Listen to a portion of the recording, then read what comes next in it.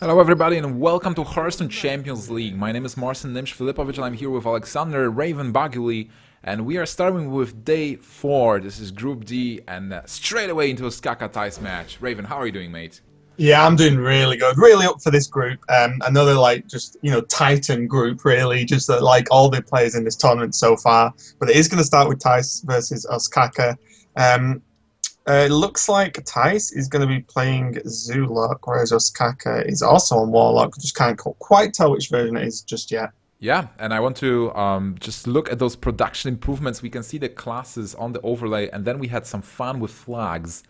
So we actually have the names switched. So this might be confusing for a moment, but we'll probably just fix it in just a moment. So Thijs, because the classes are the same, we don't know who is where, right? Yeah, I think that because Ostkaka and Navi Ostkaka is on the top, I think that actually is Ostkaka on. I'm going by the names here.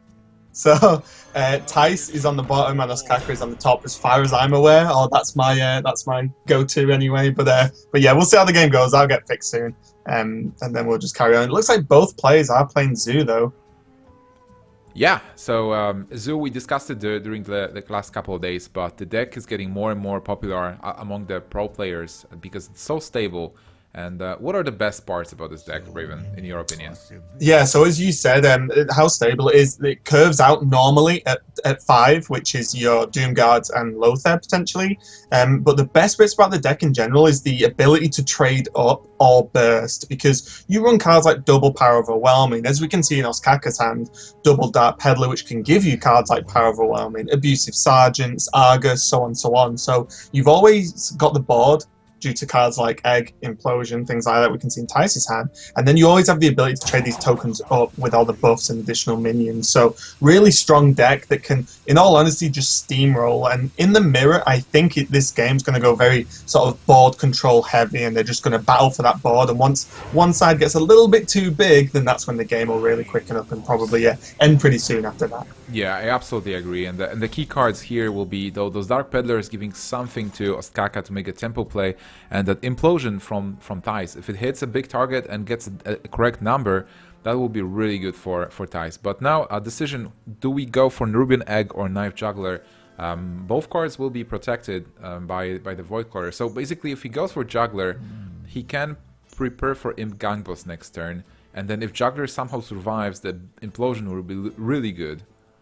Yeah, I think the thing here is that Egg is always nice to just get on the board, but Thijs currently doesn't have an activator, right? So there's that side, and then the Juggler's normally a bit risky to just drop down, but as you said, with the Voidwalker, making this Juggler pretty safe, there's not too much that can actually kill this guy on the following turn from Ostkaka. Means like the Juggler just wins out in the potential there. If Thijs had like an Abusive Sergeant, then we probably would have seen the Egg played instead.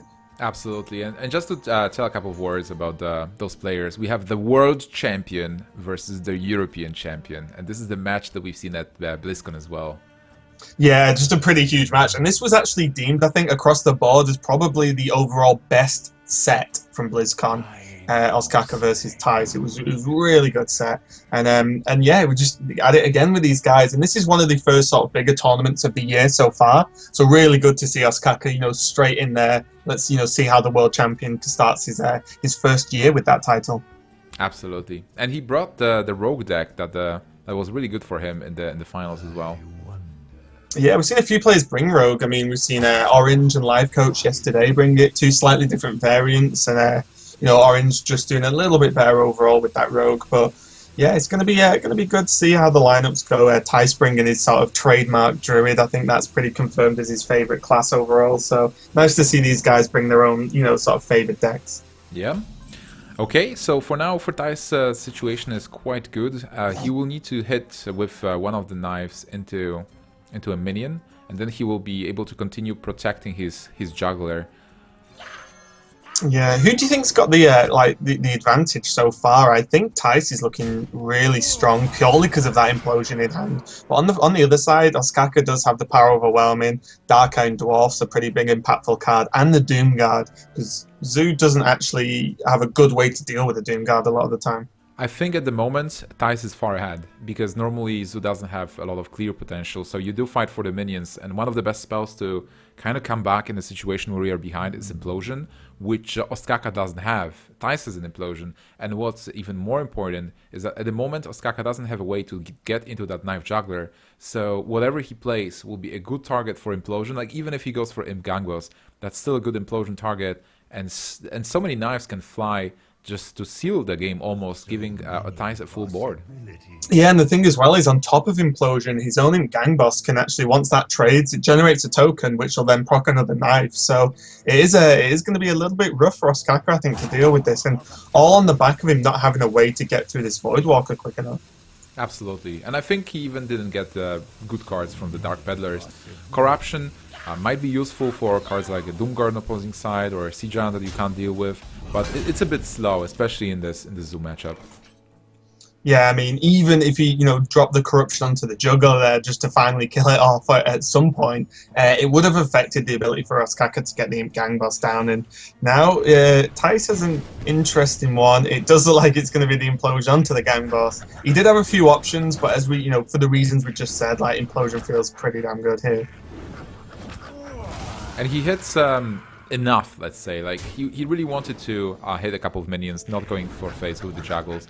And with this, he has a good way to deal with this board. Like, I think even attacking to that imp makes a lot of sense, because in a way this protects the knife juggler.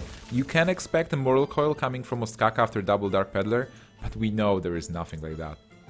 Yeah, and the thing as well is, like, the reason the attack's really good is that Zoo doesn't really have anything from hand that can actually just deal direct damage a lot of time. There pretty much only is Implosion in the deck that can Implosion and a Doom Guard, I suppose, but we're not quite at the Doom Guard turn yet. So even, you know, leaving the juggler, like you said, on 1 health is completely fine, and he has so many good options next turn. He can drop Flame Imp into Argus, he can just drop Flame Imp Egg, set up Argus for the following turn. You know, Thijs is in such strong control of this match. This is exactly what Zoo wants, being at the Thijs spot. You want to apply pressure in a way that you clear always the board from your opponent, and with the leftover minions that still are on the board, you attack face a bit every turn, but always try to maintain that huge board position.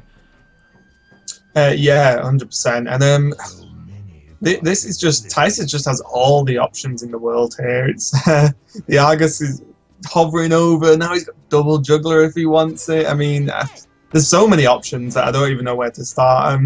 He does look like he's going to go for the second juggle. He gets a good hit onto the Voidwalker. That's pretty nice.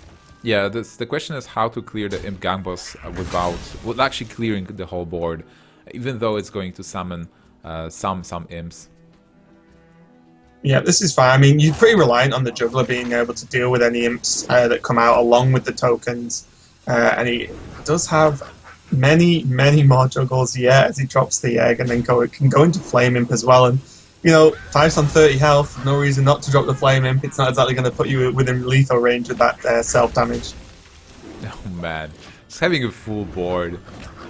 Is there any card that Ostkaka can use here to gain advantage? I don't think so. Like, as you mentioned, there is not that many cards that can interact with this board, being a Zoo player.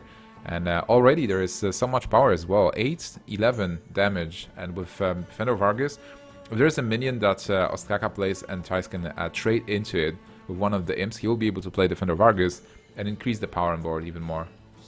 Yeah, and the problem is, like, what does Ostkaka do? Does he needs to kill the juggler? Does he Doom Guard into the juggler? Like, that seems terrible.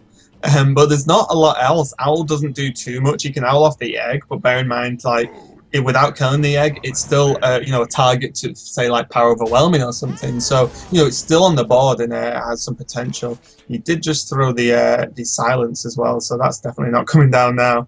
There's something important also to mention about the Zoo deck overall. I think Zoo is one of the most position-heavy decks, and Thijs positioned his minions in a way that the imps spawn on the right side of the gang boss, and then he also gave himself a chance to Defender of Argus both Nerubian Egg and the Flame Imp if he needs to deal 4 damage with one attack. He goes for Defender, buffing the 2 important minions here, getting the 4/4, and still having a lot of small stuff on board. Yeah, and I really like this as well, because what he did there was he would have put buff the Imp Gang Boss to push for more damage, but because the trade was so good, he decided to buff he could have buffed the Flame Imp, but then he went for the buffing the Imp Gang Boss, because then that's an additional potential 2 tokens instead of 1. So, you know, he's just getting more and more value out of these minions, and in all honesty, I don't even know what Ostkaka could potentially draw to get out of this game, and that's going to be the end. Ostkaka agrees. Yeah, so Thijs takes game number 1, Zoo versus Kaka. And, Raven, this is day 4, Group D, and we had 3 amazing days before. Can you give me a quick summary what happened? Yeah, so the first day we had Group A, which was Stan Sifka, Sixo, Kalento, and Dog. And Sifka and Sixo did go through to that group, so they'll be in the top 8. Group B, we had Pavel, Ecop, Hoy, and RDU, with Pavel and Ecop going through. So a little bit of a surprise there, you know, with the likes of RDU and Hoy as well. You know, a little bit of a surprise, but again, all 4 players are super strong anyway. And then yesterday, we had Group C, which was Show, Orange, Strifecon, and Life Coach, where Show actually went through at the top of the group by coming back from being 0-2 down twice, which was pretty impressive and pretty crazy. And then today we have Group D, which is Ostkaka and Thijs, as we can see, and then we have Hanniballzz 2 and Tides of Time coming up next. It's a very interesting group of champions, with World Champion, then DreamHack champion and European champion, and Hanniballzz being the DreamHack Cluj-Napoca champion, and Tidesoftime being, well, the champion. He won a lot of tournaments. The people's champion. People's champion. Coming back. Yeah. So in this game now, Thijs has gone over to his Druid, again, probably his favourite class, and Ostkaka's kept with his Warlock, which is going to be a pretty good matchup for Ostkaka, I think. The last game went quite rough, and with this matchup specifically, Ostkaka can really cash in on that, how favoured Zoo is versus Druid. Yeah, absolutely. And but there are ways to deal with the Zoo as a Druid if you get a really good opening with Wild Growth, and then innervate into something like Shredder or Keeper of the Grove. So if you get that early start and ramp, you might be able to contain the Zoo. And also Zoo can whiff. Sometimes Zoo misses the 1-drop, misses the 2-drop, or just doesn't have enough follow-up. But looking at Ostkaka's hand, I think like it's okay for now at least.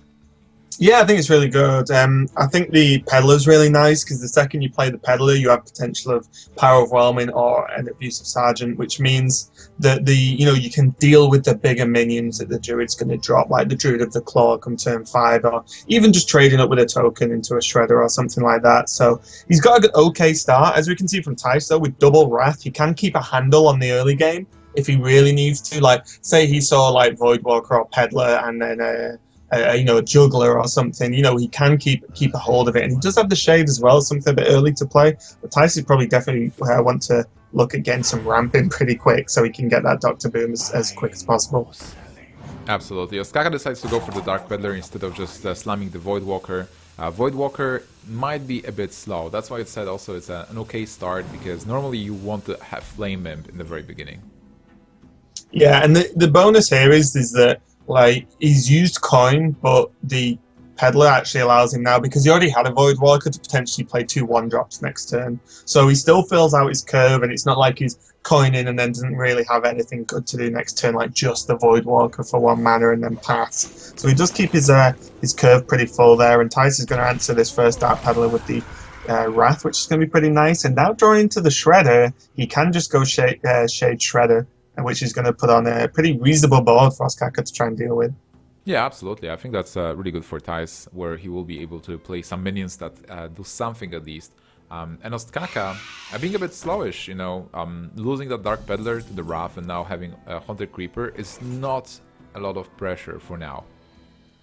Yeah, and the benefit of playing Haunted Creeper this turn is that you've seen Wrath, and then also Haunted Creeper, is pretty good against removal because it just spawns 2 tokens. And I think at this point, Thijs can quite comfortably just drop the Shade down. Haunted Creeper is only poking for 1 damage at the moment per turn. Wrath in it would actually make you get hit for 2 next turn and generate 2 tokens. So the Shade's pretty nice, and Thijs is even drawn into another Shade. So I'm not sure quite when he's going to squeeze that in, but it might help fill out his turn 5 with, say, Shade Wrath or Shade Hero Power. Yeah, absolutely. But then we have a really nice job for Ostkaka being a Knife Juggler that can be protected by the Voidwalker, which will in turn allow an Implosion on 4. So if he goes for that play, he can position himself really well, or even maybe block turn 4 from Thijs, where he will prioritize roughing the Juggler, expecting something like Implosion being played. Yeah, Ostkaka's probably really wanting a Power Overwhelming or something now. Like if he wanted to push in with the Creeper, Power Overwhelming, then play the Juggler and Voidwalker and try and juggle out the Shade. It's like sort of not maybe an all-in play, but he did get the Voidwalker from the Peddler and not a Power Overwhelming, so this Creeper's not going to be able to kill itself this turn. But you are right, the Juggler into Voidwalker seems okay, but he might not want to just run into a swipe, where swiping the Juggler is pretty important. And then, the Voidwalker and the Creeper, as we said before, aren't major threats. Yeah, but even with the swipe, I think swipe is not that powerful this turn. If you swipe this board, you don't kill, you only kill the Knife Juggler, so it even would be better to just rough it. But now the big decision, he got the Wild Growth, so that might actually change his play. Without the Wild Growth, just roughing the Juggler and then attacking with the Shade into the 1/3 and Hero Powering wouldn't be that much. I would probably not even attack with the Shade for now.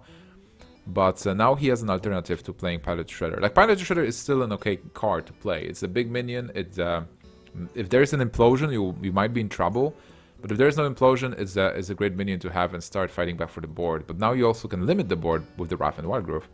Yeah, I think regarding the Shade, I think the attack on the Shade's nice because it still puts you out of range of the Creeper. And also on turn 4, if Defender of Argus came down, then things are, like a little bit more worrying because that Voidwalker becomes a 2/4, the Creeper becomes a 2/3, still with the Death Rattle, and they have Taunt, so that makes it a little bit more awkward. So I wouldn't be too disappointed if Thijs went into Wrath and then did choose to attack and then use the Wild Growth, as you said. I think I like not attacking because Zoo can mostly buff the minions. There's a lot of ways: Abusive, Dark Iron Dwarf, Direwolf, Defender of Argus. So with keeping the Shade hidden for now, there's not that much damage on board. There's only two points of damage upcoming at the moment, which is nothing. And if your Shade grows to something like a 5/5 or a 6/6, it will be able to kill a Dark Iron Dwarf or a Gormog on board. Yeah, that's true, actually. Yeah, it does hold off. And if Thijs, like you said, it doesn't feel under too much threat. I mean, he's on 28 and he's on 5 mana as against Zoo. So Thijs is doing pretty okay so far. And none of Ostkaka's cards really feel great. I mean, he could just sort of tap and then just splurge like the Direwolf on just to push for some more damage. That seems okay. He could just play Gormok as a 4-drop and just hope, Thijs doesn't have a swipe or something. But that might feel a little bit too risky. I think Voidwalker and Direwolf is not terrible. You are floating 1 mana, but you're able to deal extra damage with the wolf, and you play another card that's resistant to swipe. Yeah, that's true. That's going to be very awkward, and he should. Okay, he's done. I didn't know if he was going to drop the Voidwalker next to the Direwolf between the Creeper. So the taunted minion has an additional buff then. But he has chose to drop it on the far side. It's probably because he will, at some point, he will want to have the Creeper dead, and then you want to have spiders on the left side of the Direwolf and not Voidwalker blocking that. Yeah, that's true actually, and I suppose the bonus is the Voidwalker. That's one of those Voidwalkers is going to die, right? So if one dies, then the other one still has the buff regardless, and it's the 2 taunted minions. Yeah. All right, and back to Thijs. Now the Shredder looks okay still. The question is, do you use the Shade? You cannot really reach the Direwolf Alpha with the hand you have at the moment. I like to be honest. I think Shredder Hero Power is fine because they're both pretty chunky minions, and as long as you represent this much damage on the board, and then he's going to drop Dr. Boom next turn. If Ostkaka uses some creatures or some removal on these minions, then he follows up with Boom, then it's going to really struggle to deal with that 7/7. But this opens a Gormok turn, because Ostkaka can attack the spider first, and then he will have 4 minions, and Gormok will be activated, so he can deal 4 damage to one of the targets. This will actually open a swipe next turn for Thijs, because he will have the 1/1 spiders and Gormok, which is 4 health, so... It's a tough one, because it's really awkward though, because if you attack in with the Creeper, regardless of what you attack into, you end up having to throw another minion in, unless you want to Gormok for 1, effectively. So that's a little bit of a rough one, because he doesn't really want to throw the Direwolf or the Voidwalker. Maybe he could... I wouldn't hate attacking with a Haunted Creeper into Piloted Shredder to deal 2 damage to it, and then playing Gormok to kill the Shade, and go face with the rest of the minions. Because this creates a situation where Shredder will die to Voidwalker, whatever happens. Yeah, completely. I quite like that. He is going for the silence play though, actually. So that's definitely an interesting one. I suppose what he's doing now is maybe setting Gormok up the next turn. Because now with the Egg and the Creeper on the board, the odds on Thijs actually being able to clear everything is pretty slim. Yeah, and it also really plays around swipe, because still this board, like, how do you even swipe this board? You have to swipe the 2/2, and it's I guess it's still okay, but if you would attack and play Gormok, then you're really weak to swipe.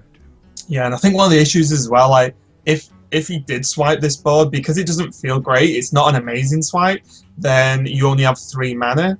And it's like that greatly reduces the potential of the Druid when they only have 3 mana to play around with, and there's still minions on the board on their opponent's side. Yeah, that's absolutely true. And now Thijs is in a weird spot where you really want to play Dr. Boom, but you also want to kill the Direwolf Alpha. So you cannot do those 2 things at the same time. He might go for the Shade, Hero Power, and Living Roots. That's an option, like Living Roots the 2/2, Hero Power into the 1/1 Voidwalker, and then attack into the Owl. But he decides that Dr. Boom gives him the best chance to come back. Yeah, I mean, I think Dr. Boom's okay here. It puts so much on the board, and now suddenly if Ostkaka wants to deal with Boom, we can see that he does have Gormok, which is pretty reasonable to deal 4, and it only requires 3, and that Owl's sitting pretty nice on as a 3/1 attack here, which then means the Egg can attack. So I think Gormok using the Owl into the Boom and then using the Egg into the Shredder could be pretty reasonable here. Depends where he plays the Gormok, obviously, but yeah, he finds a good spot. If the spider dies and all the tokens die from the spider as well, he will be buffed. So a really good turn for Ostkaka. Lightwell, well, not really helping Thijs much. He'll stay alive a little bit longer. And this is the value of the Zoo deck. We're seeing exactly why. I mean, Zoo lines up well versus Druid, but we're seeing what this Zoo deck does and why a lot of the pros are playing it. I mean, it's just consistent value every single turn. Like it really is crazy how much use he's getting of these minions. I mean, that wolf just has been on the board forever. So is the creeper, doing so much work. And then when it dies, it's going to spawn more tokens to actually attack with. And there's not a lot Thijs can really do about this board in general. Yeah, absolutely. It's really tough. So let's see what are the options. Like he can use Savage Roar to buff the useless minions that are on board right now. And with that, it's still not great. Yeah. Do you like Living Roots for damage to the dog? Run the bomb into the 2/1 to try and snipe a 4/4. Play Druid of the Claw and then hero power the tokens that comes out of the creeper. That's an option, but you are reliant on the bomb to do some work. So it is going with the Savage Roar. Yeah, needs to see where the bomb lands. That was pretty good for Thijs. He could like obviously killing Gormok with a bomb would be better, but that was still as good as he got, because right now he can he still has 4 power on board, so he can kill the wolf and he can kill this. Well, killing spider is probably not good for him. So probably going for face and having a 4/6 taunt. Yeah, that's going to be pretty good. Yeah, you got to get the wolf off the table, I think. Oh, he's going for the 4/4. Okay. Okay, it might be a bit better. That was more power, and the wolf is not doing that much at the moment. Yeah, that's one of the things. Like, I'm looking at that wolf, thinking you've been on the board for so long, but you know, doing so much additional damage. But I suppose when there's no minions on one side, there's only a Doom Guard that's really going to instantly benefit from that wolf on that side anyway. So probably feeling pretty good. Removes the 4/4 and puts a bit of a big taunt up for Ostkaka to deal with, but there's still options. I mean, Dark Iron Dwarf, again, with a big trade-up value for an additional 2, but he won't then have the mana to Implosion. So do you like Dark Iron Dwarf and run the 2/2 in as well, the Wolf? Or do you think you have to roll for an Implosion here and hope? I think it's actually fine to get Dark Iron Dwarf and Imp Gang Boss. That will be a really solid board, and you still get the spiders back. So Dark Iron Dwarf on whatever target, you kill the 4/6, and then you get the Imp Gang Boss. Yeah, this is really nice, because if the Dark Iron Dwarf was like on its own with the Creeper tokens, then even then it's just as vulnerable to swipe as an Implosion would be. But with the inclusion of the Imp Gang Boss slipping in there, then it, like you said, you know, it's so resistant still, and Ostkaka is still holding on to this Implosion, so this Ancient of Law is probably going to get killed by a multitude of Imps next turn. Absolutely. There is a swipe though, so there will be something to fight back, and the Ancient of Lore was really needed for Thijs to even have a chance. Like, he's still not that low. He is at 20, and there's only 7 damage on board at the moment. Ostkaka will still continue fighting, but there is the Juggler that can be combined with that Implosion. That's pretty huge, especially because he's got Voidwalker as well. I was going to say the hero power onto the 1/1 token was nice because it sort of demands a 4-hit Implosion from Ostkaka.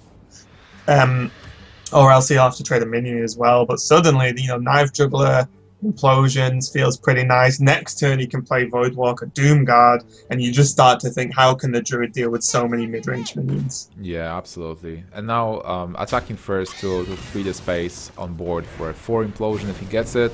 And he gets a 4! Oh my god. Of course, it's Implosion. That's with 4. That card just read, effectively, with the Juggler, deal 4 damage, summon 4 tokens, do 4 more damage to face. Like, it's so insane comboing it with Juggler. Well, Thijs have a way to clear this board, right? How much mana is that? So if he uses Keeper to deal 2 damage to... I do even want to Keeper. You basically want to damage the Imp Gang boss to have 1 health so that it dies to swipe. And it will not produce imps because the board is full. And then you swipe the board, swiping the 4/4, and you need to deal 1 damage to a Knife Juggler somehow. Yeah, it's a tough one. There is an option where you could Keeper the Grove for 2 and then Living Roots for 2 and then swipe, so that there's only a 3/1 Juggler alive. And, you know, leaving the Juggler up never feels good. But yeah, I suppose you're either picking between the Juggler and the Gang Boss here. With 2 minions in, well, 2 cards in hand from Ostkaka, you might actually swipe the Juggler as well and just leave the 4/4. Like, it really depends what produces more damage. Yeah, I think what's scary is although Ostkaka's got 2 cards, it's effectively 4 next turn, because he can draw and tap. Because this deck's curve is so low, you can often tap like almost every turn after, say, turn 6, and still play a good chunk of your cards because they're all so low mana. So he has gone with leaving the Gang Boss up and putting the Shade on the board, which is actually pretty nice. It actually, you know, gets something on there that's going to do some work. But suddenly... Defender Vargas was this one last damage that Ostkaka needed, and that put Thijs in a really close range. So with the Doomguard, Ostkaka is taking that game, and now Zoo on and Zoo on. Yeah, it's honestly, I think that deck's amazing, and obviously the Zoo is going to win the Zoo Mirror, and then, you know, Ostkaka got a really good lineup there against the Druid, but both Zoo decks are gone now, and what have the guys got left? Thijs has his Druid still and his Paladin, and Ostkaka has his Rogue and his Warrior. So do you think Ostkaka's actually looking better in terms of lineup here? Rogue and Warrior versus Druid and Paladin. Paladin. Yeah, I believe so, absolutely, because Paladin will be weak to both Rogue and Warrior if that Warrior is a Patron, and I do not imagine Ostkaka playing a different deck than Patron Warrior. Ostkaka mind games us all and brings Control Warrior or Reno Warrior. Face Warrior. Yeah, Face Weapon Warrior. Brilliant. He's making use of that Death Spite before it disappears. Absolutely, just having fun with it for the last time. So Thijs has got a pretty decent Druid start here. He has the Ramp, he has the Living Roots for like the early stuff, the Wrath for any, you know, crazy removal, but I normally like to see Wrath held for a Patron, because it's just so, it's 2 mana killer Patron, right? So that's really nice. And on the other hand, Ostkaka, the 2 Dread Corsairs are okay, but versus Druid, you definitely want that Death Spite early as possible. Well, he still has a chance to get it at some point, and he needs some cards as well. Like, he will be able to draw with Slam, but for now the hand looks a bit slow. Like, the Dread Corsairs will be nice next turn, like he will be able to play them for 1 mana, but still he will need cards, and Thijs is getting that Shredder again, so really good drawer. I was thinking that sometimes Druid has only spells, like you do not draw into minions, you get those Force of Nature, Sabjur, you get where you ramp value. into nothing. Yeah, exactly. This is, so Ostkaka picking up the Acolyte of Pain is actually pretty good. So now we can slam at the next minion that gets played by Thijs, or do Acolyte of Pain Whirlwind or something. So he has options now, because without that, you know, the Warrior running low on card draw when they don't have the key cards like Despite already in hand is a real problem. But, you know, the Acolyte of Pain is definitely going to help with that. And now Thijs has a few options. He could Wild Growth, Wrath down one of the 3/3s pass, just to ramp a bit more. He could just drop the Shredder, which we can see now. Just gonna drop the Shredder and say, okay, just deal with this. But with all the kinds of 3 damage you could ever want, with 2 minions and a weapon, Ostkaka's going to be able to clear up this Shredder pretty nicely. Yeah, absolutely. Having attacking the Shredder first to save his minion. Let's see what we get. That's Mech Warper, which is a target that can easily die to one of those minions. And Ostkaka starting to pressure, and this matchup overall is good for the Warrior, because Warrior has a lot of tools to deal with whatever Druid is playing, and also has this ultimate strategy of exploding with patrons that can be answered most of the times by the Druid player. Yeah, do you like the Wrath on the Acolyte here, because the Warrior's cards are so low?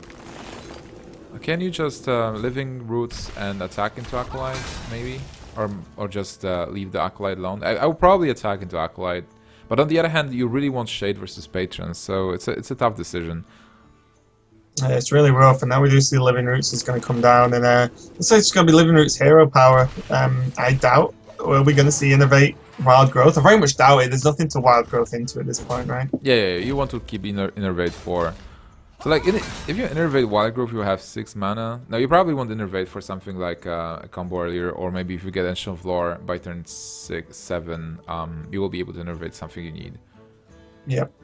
And Ostkaka drawing into Belcher seems pretty nice, as his other 2 cards just weren't going to cut it, unless he wants to just slam his own Acolyte to draw 2. But you kind of... Slam's actually really nice versus Druid, because they have quite a few high health minions, and Slam, as well as drawing a card, really helps either, you know, proc and execute quite easily, or actually just lower the health enough to be able to trade better. Yeah, Slam is a very flexible card, and I think dropping the Belcher there was a good decision as well. Like, even if the Shade kills it, you're still fine with that, because you can kill the Shade with your weapon, so you get rid of it, and you continue pressuring. Even, you know, sometimes everybody thinks about patrons and the patron deck, that this is the key strategy. But if the patron deck is pressuring enough, maybe he can just win with Dr. Boom into Grommash and never see a patron. Yeah, exactly. And Ostkaka definitely had that start with the double Dread Corsair, where, you know, that's two 3/3s for 1 mana each, pretty reasonable. As well as the weapon for the removals, pretty nice. And this is actually pushing Thijs into using a Force of Nature to clear this up and actually guard his Shade. Yeah, and he's still taking some damage while doing it, because he's taking 2 from Belcher effectively after Hero Power.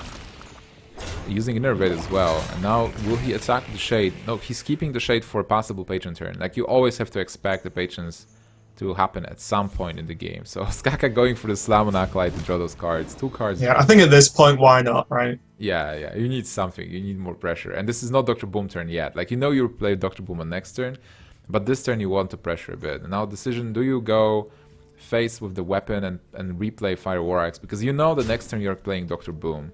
So you might want to have a weapon equipped for that.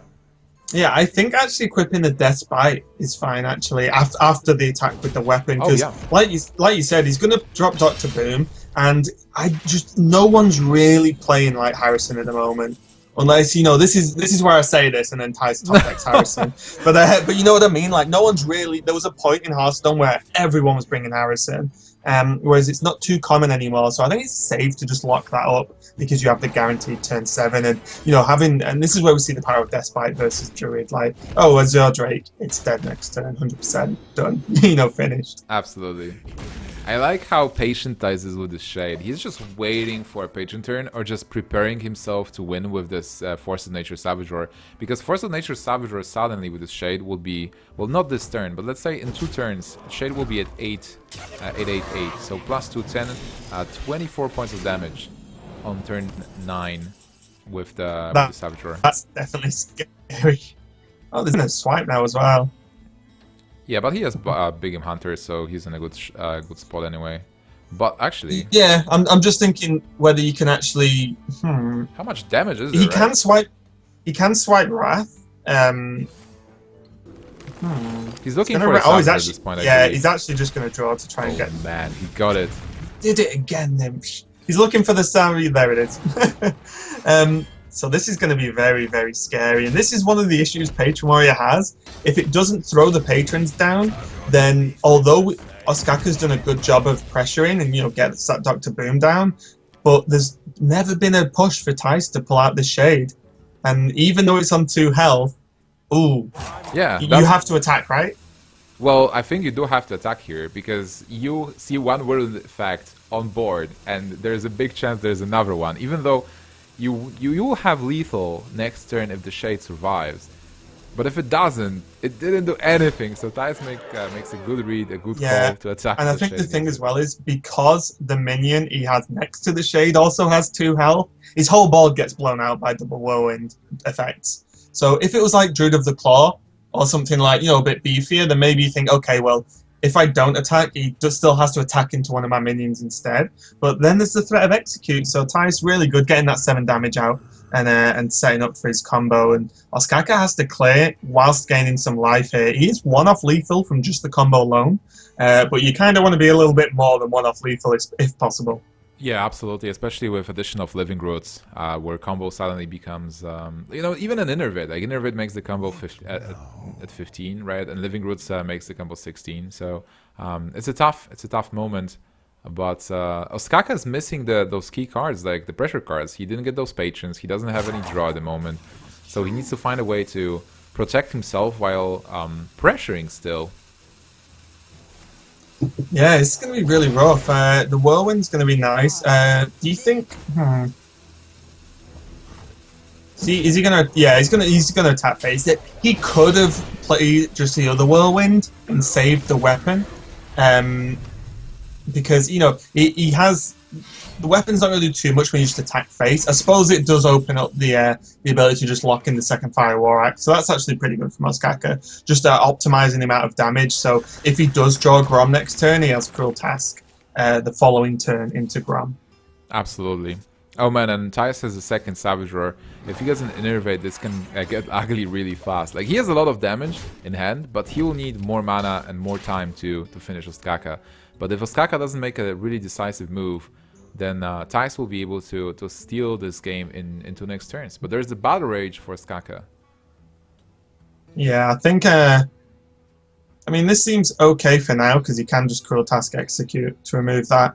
I definitely think you just Battle Rage first, though, right? Yeah, absolutely. You just need to... Or is he There's so much mana. Well, it's kind of natural that you want to Cruel Task Execute to get rid of the 5/5.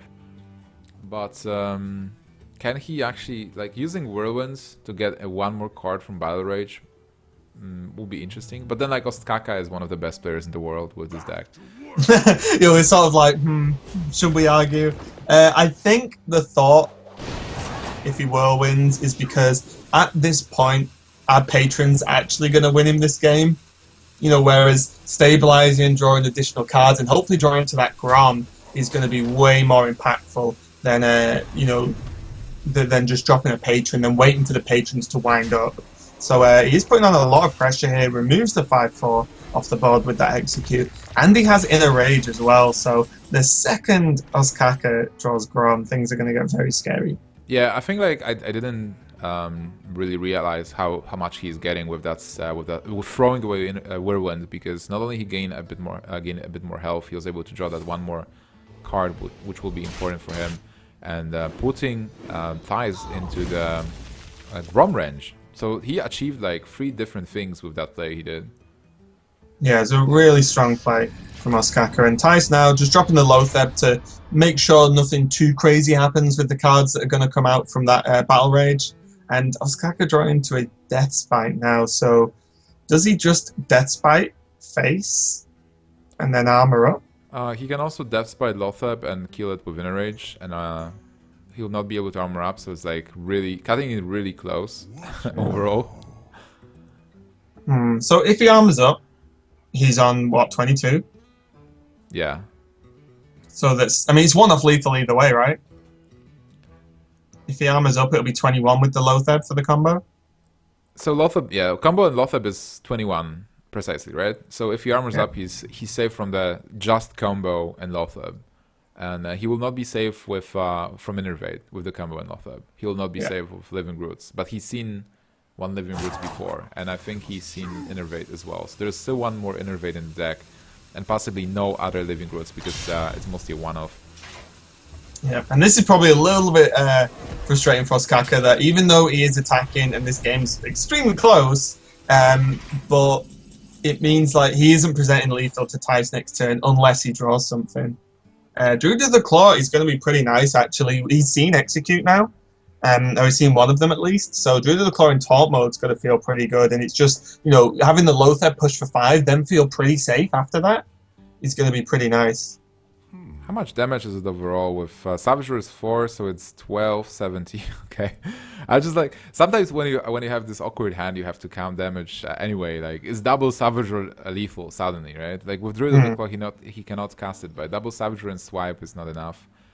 Yeah, do you think just Druid of the Claw taunt swipe face is reasonable here? Or even maybe just one of the Savage Roars with hero power?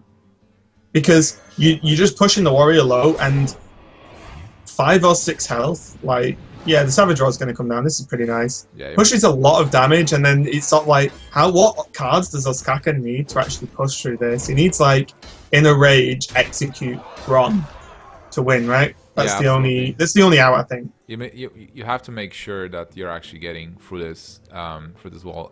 Right now, if he goes Fucklight, he'll not be able to play Grom anymore. So it's really tough, and he got those patrons eventually with Inner Rage and Death Spite, but this is too late. Does he have to like Acolyte, Inner Rage, hope for an Armor Smith, and then attack, and then hope for an Execute? Is that even enough? Probably not. Well, at this point, he might just assume that he's dead to combo, so he has to assume there is no combo in hand and make the best play based on the assumption there is no combo. Yeah, it's really crazy how close this match is, and how close it becomes when you sort of remove patrons from the equation a little bit. Because when everyone thinks of patron in terms of playing like in a match, it's always Despite turn 4, patron in a rage, whirlwind effect turn 5. And then you always think, oh god, like how do you come back? How do you deal with that? But you know what? Sometimes they don't draw patron, and it can really have a hard time if you can't pressure quite enough without it. And I think mainly just not having Grom combined with not having patrons has been really rough for Ostkaka this game. Yeah, absolutely. And those patrons late game just did nothing, as you said. So Thijs is taking game number 3 with his Druid deck. The last deck for Thijs is Paladin. Yeah, it'll be interesting to see what type of Paladin he's bringing. I mean, I think we've only seen Secret Paladin so far in this tournament, and pretty understandable since it's by far the best Paladin deck at the moment. Kind of interesting that like no one's like bringing, or we've not seen mid-range Paladin for such a long time. Yeah, we haven't seen it. But, on the other hand, yesterday, Paladin was the deck that was the demise of Orange and Strifecrow in matches versus Show, where he was just winning 3-0 versus their Paladin decks. Yeah, it was actually pretty crazy, wasn't it? I think Show's lineup did pretty well versus Paladin overall. So, really punishing that. But we do see it is Secret Paladin from Thijs, and it looks like Ostkaka's pretty rightly locked in his best deck versus Secret Paladin, which will be his Patron Warrior. Patron Warrior having all the good effects that clear the board and having an answer for Mistress Challenger. But on the other hand, we've seen Secret Paladin winning that matchup as well. If there is a really good curve from Secret Paladin, 2-3-4, really pressure into a situation where Mistress Challenger is unanswered, there is no execute for him, Secret Paladin can take this game as well. So it will depend on what Ostkaka can get. How fast can he get the patrons? Can he draw the cards? So this will be an interesting game for sure. Yeah, and having that ghoul is actually really nice. As it pretty much just locks out a lot of the early stuff from Secret Paladin. Especially Muster.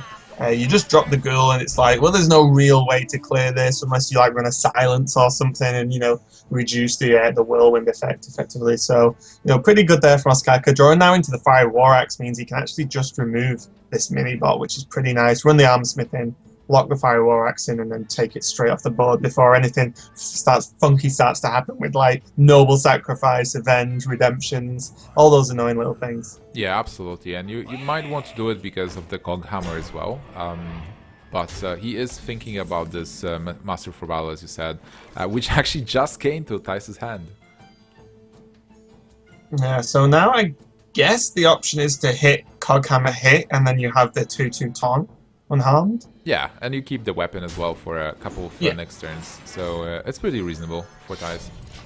Yeah, it's kind of awkward, isn't it? Because Ostkaka could have either played around Coghammer or preemptively blocked out Muster, which he did. So, but when Thijs is rocking both 3-drops, it's like, oh, okay, there's no good answer here when there's both options available to play around. And now he got the Throttling Berserker, but he probably wants to deal with the 2/2 first before it threatens the Armorsmith. So Fire War Axe off curve might be the best play here, and go for face with the Armorsmith. Yeah, and the thing is, like, just the tempo gain from having that weapon equipped for next turn as well is really nice. And we might well see potentially Frothing next turn, but he does have the option to like slam execute anything annoying that comes out if he really wants to slow the Paladin down. But Thijs, pretty straight up turn, normally on turn 4 when you're not under too much pressure, and even sometimes when you are, Pilot Tread is the answer. Yeah, absolutely. Because even if it dies, it still deals 4 damage to Ostkaka, and the minion can be really good. Yesterday we've seen double succubus from from both shredders, Yeah, that which was won the game. insane. And then the flame tongue totem. And Vitality Totem at some point as well. So we've had some crazy shredders in this tournament, Raven. Yeah, you're gonna miss the shredders, Nimch. I will miss the shredder, honestly. Yeah, I think in some sadistic way I'm gonna miss them as well. just for silly things to happen. Even this from Thijs on a bit lower down the scale of true craziness, but even like a taunt coming out with Shredder can actually really change the game. I will miss it because when did you see the Frostwolf Ground like the last time? Yeah, that's true. Maybe in standard, Frostwolf Grunt will be a good card. Maybe. Possibly 2/2 suddenly because everything is getting nerfed to ground. I don't know, man. Maybe not. Please no one quote me on that and then come back in a few months and go, Raven said Frostwolf Grunt was going to be good. It was a joke, guys. You know, if Bolster becomes playable in Warrior, then maybe Frostwolf Grunt will actually be a playable card. Maybe. We'll see. That's Nimsh's call for standard, everyone. You can go back to him in a few months and tell him that. New warrior deck will be fun. Yeah, Nimsh's piloting Bolster. Pretty straightforward turn there from Ostkaka, not doing too much. Doesn't want to just put the Berserker down when there's an insta-kill there already on the board for it. And now Thijs has got a flurry of secrets, and kind of weird though, because normally on turn 4 or 5, depending on who went first, versus the Warrior, it's really nice to get Repentance down because it just locks out Patron. But with no Death's Bite in hand, you don't really feel any pressure to play Repentance. Whereas if Thijs draws Death's Bite now and then plays it, then I think we'll almost certainly, if Ostkaka draws it, we'll almost certainly see the Repentance from Thijs, because you just say, you have to play something else that isn't a Patron, or you will almost certainly just lose. Well, we know that Thijs didn't play the Repentance, but Ostkaka doesn't. So, this is turn 5, this is his turn. He might be thinking, oh man, there is a Repentance for sure. I can't do anything about it. Am I brave enough to test it?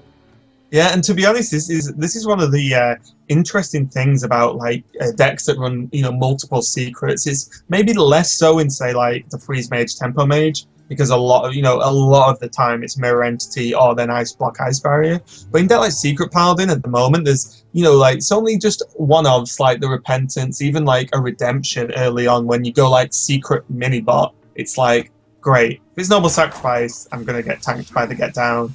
If it's Redemption, I'm going to kill it. I have to hit it twice and kill it, and then it comes back as a 2/1 Divine Shield. So there's a lot to really try and play around, and Ostkaka's just gone for the Green Patron. Oh wow. Man, that was brave. And that's actually working for him twofold.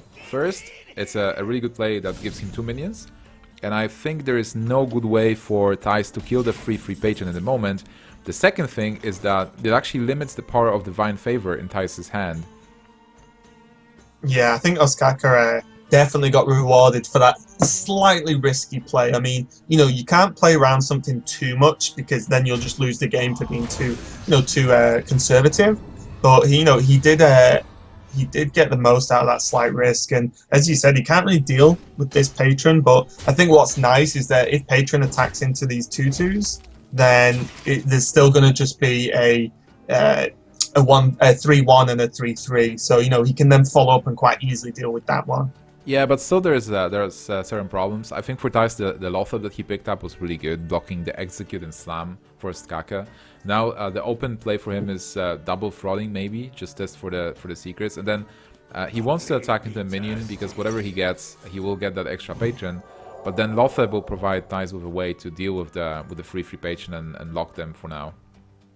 Yeah, and the thing is as well, like you said about Lothar, that could have locked out, Whirlwind in a Rage or something, which would have locked this game out pretty hard. Yeah. So really nice pickup, like you said, and really good for Thijs to play that. And Divine Favor being the only card in hand, normally it feels good versus a Patron Warrior, but Ostkaka only rocking 2 cards at the moment. That was a really good advantage for Thijs. If that will end up landing on Lothar, like Lothar still had to attack into the 3/3, so it wouldn't affect Ostkaka that much, but landing on the token on the dude means that now Thijs will be able to kill one of the 4/4s.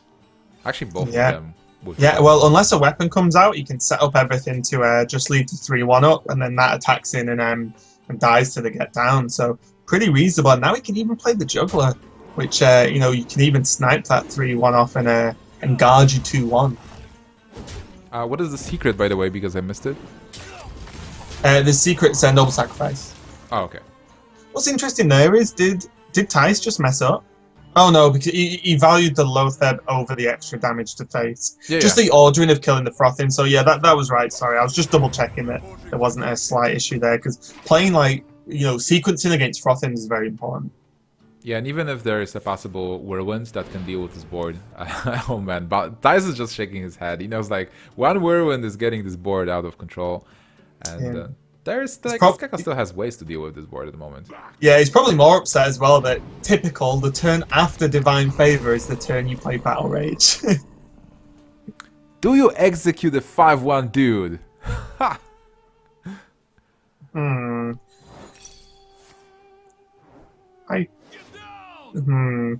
Right? That's an interesting question. Yeah, it's probably really frustrating for Ostkaka that you just can't slam anything and actually draw a card. So I think because of that, you might execute, because you like slam is worth more than execute at the moment, because one, Ostkaka has both executes in hand, and also he desperately needs card draw now, or this game is gonna run away with Thijs. Yeah, even though Thijs is lower because he's at 19 points of health, it's still great for him. Just knife juggler into keeper. Hopefully for him, one of the knives lands on the 2-2 so that he can finish it up with the weapon. He can still create one more dude and then go for face. And Ostkaka needs something more. Juggler pretty nice as well, just making the cleanup on that 2-2 really easy whilst keeping the 3-3 on full health. So it's going pretty nice, even a consecrate for anything too crazy, and double slam. That's okay. That's some card draw. Maybe he'll get a whirlwind into something to finish this board off.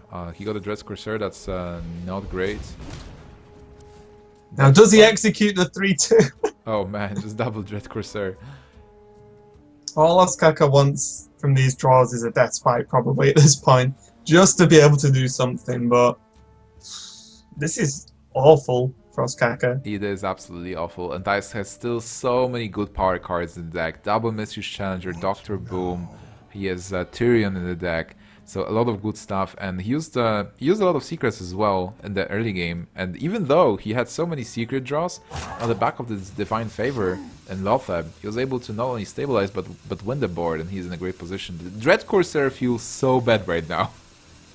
Yeah, there's a reason that card has an effect that lowers its cost, because a 4-mana 3-3 taunt is not fantastic. I would not even hate Ostkaka for just armoring up and passing his turn. Because the 3-1 just runs straight in, and, you know, bit of a dead draw for Thijs, but, you know, you imagine one of these minions is going to die pretty soon, so the Avenge going on there is fine. It's whether he chooses to Consecrate and keep the more power on the board. So you could run the 1-1 in, Consecrate, play Avenge, and then, you know, push for 10. I think it's fine to trade because you are expecting this Whirlwind effect to come really soon. Like, there's still double Whirlwind in the deck. Yeah, and this holds the Consecrate down for, you know, even 2 additional damage to face, because we are getting to the point where Thijs is seriously starting to think about how many turns can actually kill Ostkaka in. Ostkaka got enraged and he's like, looking at his face, he's, I think he's thinking, is this a joke? Like, what is this deck? Yeah, it definitely doesn't feel too great for Ostkaka here. I mean, he's just nothing. He's had a lot of good cards, but never the like pairs of cards you want as the patron play. He's never really had the, you know, the Inner Rage, Whirlwind, Patron all together at the same time. You know, he's just never quite got enough, and again, we're probably just going to see Dread Corsair, but the issue now is if an Execute or Inner Rage comes down to clear off some minions, it's only going to buff something else, and with 2 tokens on board, then buffing a token is really powerful for Thijs. There is Master for Battle, so some knives can fly. 3 juggles to the 3-3, calling it. He can also Consecrate right now, and attack with a weapon into the 3-3, and then get 3 juggles to face. Actually even... Will he have 7 minions? Okay, 7 minions. Yeah, do you think there's any value in Consecrate, attack face, and then just not playing Muster and save Muster for if your board gets wiped? Then you just refill and push? I think there is value in not playing anything, actually. Because if there is this wind effect coming, you might get punished, and your board can be cleared, and then you have no follow-up, so you are top decking. And if you keep the Master for Battle in your hand, then you have a chance to refill Consecration is probably fine either way. Like there's nothing really you want to consecrate on the opposing side. So it's always 2 damage to face. That's the important part. Yep. I mean, I'm going to see Thijs uses face for more damage, which now he's open to Inner Rage. Ostkaka's used an Inner Rage, right? He still has Has he Inner already Rage in used his one? hand. Yeah, I was thinking if he's open to Inner Rage on Grom for lethal. Oh yeah. But he has Noble Sacrifice. Oh no, it's Avenge actually. Yeah, it's Avenge, but I think we saw an Inner Rage earlier. I'm not sure, but unfortunately now Ostkaka Dr. Boom is not going to do too much. 6, 7, 8, 9. He is 1 off. We can see he does have must from 3 juggles. Well, he can. What Ostkaka can do is play Dr. Boom, execute the 3-2, and Inner Rage one of the bombs, just to hope to snipe the juggler. But Or the Avenge buffed. Yeah, You need exactly. you need like Avenge on the juggler and then the boom bot to hit for 4 on the juggler. So that might be the play. That might be the play. Desperate times call for desperate measures, Raven. Here we go. Oh, it's on the juggler. We got the first bit. Is he going to Inner Rage a bomb? He is casting the Inner Rage. Oh my god, if this hits the juggler, this is insane. Oh, he Inner Rage dude. Boo! Come on, world champ. Where's that? Where's the confidence? Honestly, there was a really low chance. Like first you need to hit the juggler, and then you have to hit the maximum. But Nimsh, there was a chance. There was. Like yesterday, Shaw had a chance to hit with 2 juggles to the face, and he just did that. He just killed Strife Crow. And the chance was also pretty low. There is potential lethal here, and I think you do just go for it. I'm surprised he's not attacking with the 1-1 first, because the 1-1 gives him lethal, right? It actually survived because it's still green. Yeah. So the knives are flying. He really wants to hit face as much as possible. And he can hit it for 2, and he's still... So no more lethal possibility, right? Yeah. Yeah. Mistress Challenger is the card. He's weighing up. Yeah, I was gonna say he's weighing up killing the bomb, and I think that's the right play. Because you got so many tokens, and now you're dropping a 6/6 with 2 secrets on the board. Like, there's no reason to let the bomb live here. And now you want, I think there's still that second Noble Sacrifice is one of the secrets. So you want Dr. Boom to run into that and not be able to run a Boom button. And Ostkaka does concede. Yeah, so this means that Thijs is taking the match with his Secret Paladin. And that was a pretty good series, even though Ostkaka wasn't drawing cards. I feel like the best games are where the players are drawing badly. And then they have to make the best out of the bad draws. Yeah, I mean, it's really interesting to see how, because I think it's something a lot of Hearthstone viewers want to see as well, because, like we said earlier, it's all good and well, you get Despite turn 4 into Patron in a Rage turn 5, and you win, that's great, but it's like, how do you play this matchup when, like you said, it's not going your way? It's really good to see how these guys perform there, and that is actually Thijs taking that set, so, Thijs probably happy with that win, especially because it is Ostkaka. Absolutely. So a really interesting start of the day, guys. We started with Group D today, Hearthstone Champions League, $10,000 prize pool. The winner takes $5,000, and we have many more matches today. The next one upcoming is Hanniballzz 2, the winner of DreamHack Cluj-Napoca from Romania, and then Tidesoftime from United States, who is he won a lot. So Thijs, a really interesting deck builder and a great tournament player, is going to face Hanniballzz. Ostkaka, even though he lost to Thijs, he's not eliminated. He's just being put into the loser's bracket, and then he will fight the loser of Hanniballzz versus Tidesoftime, where Thijs will have to fight the winner. 2 players advance to the top 8 playoffs, and 2 players will get eliminated today. So a lot more good stuff. Yeah, it's going to be really good. Can't wait for the next set, because I'm really looking forward to see some more from Hanniballzz, to be honest. Absolutely. He is a really aggressive player. At least that's what he was playing in DreamHack Bucharest. But we will talk about it in just a moment, guys. So give us a short time for a short break. We'll be back soon.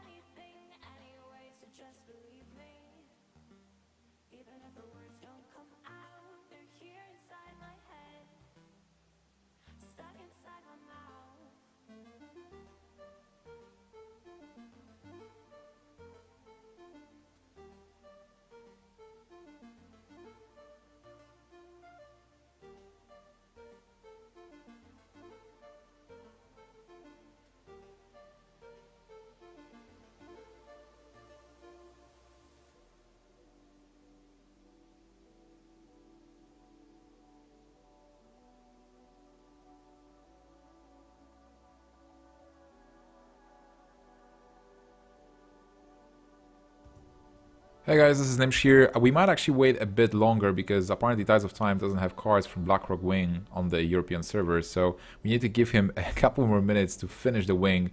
Hopefully he succeeds and it's not destroyed by AI, and then he can actually come back with his decks. So give us some more time, please.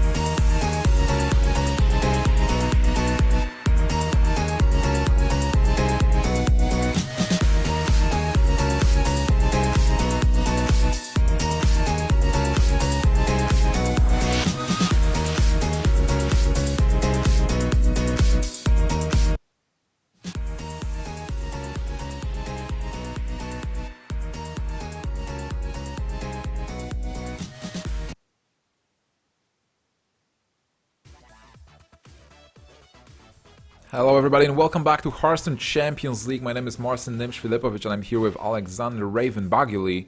And the next match is going to be Hanniballzz 2, not to mistaken with Hanniballzz 1, and Tidesoftime.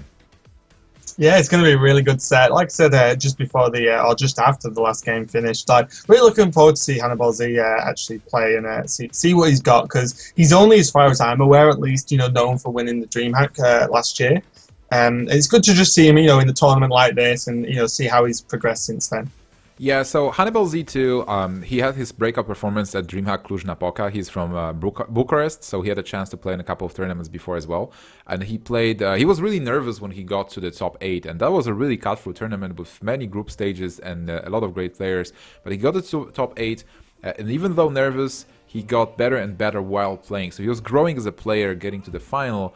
And then he took the whole tournament. He had an aggressive lineup at the time, but then he showed up at DreamHack Winter, and at DreamHack Winter he also went pretty far with the decks that he prepared. So I think he's really flexible, but I would expect from him again an aggressive lineup this tournament. Yeah, and then Tidesoftime, as you said before, really strong deck builder.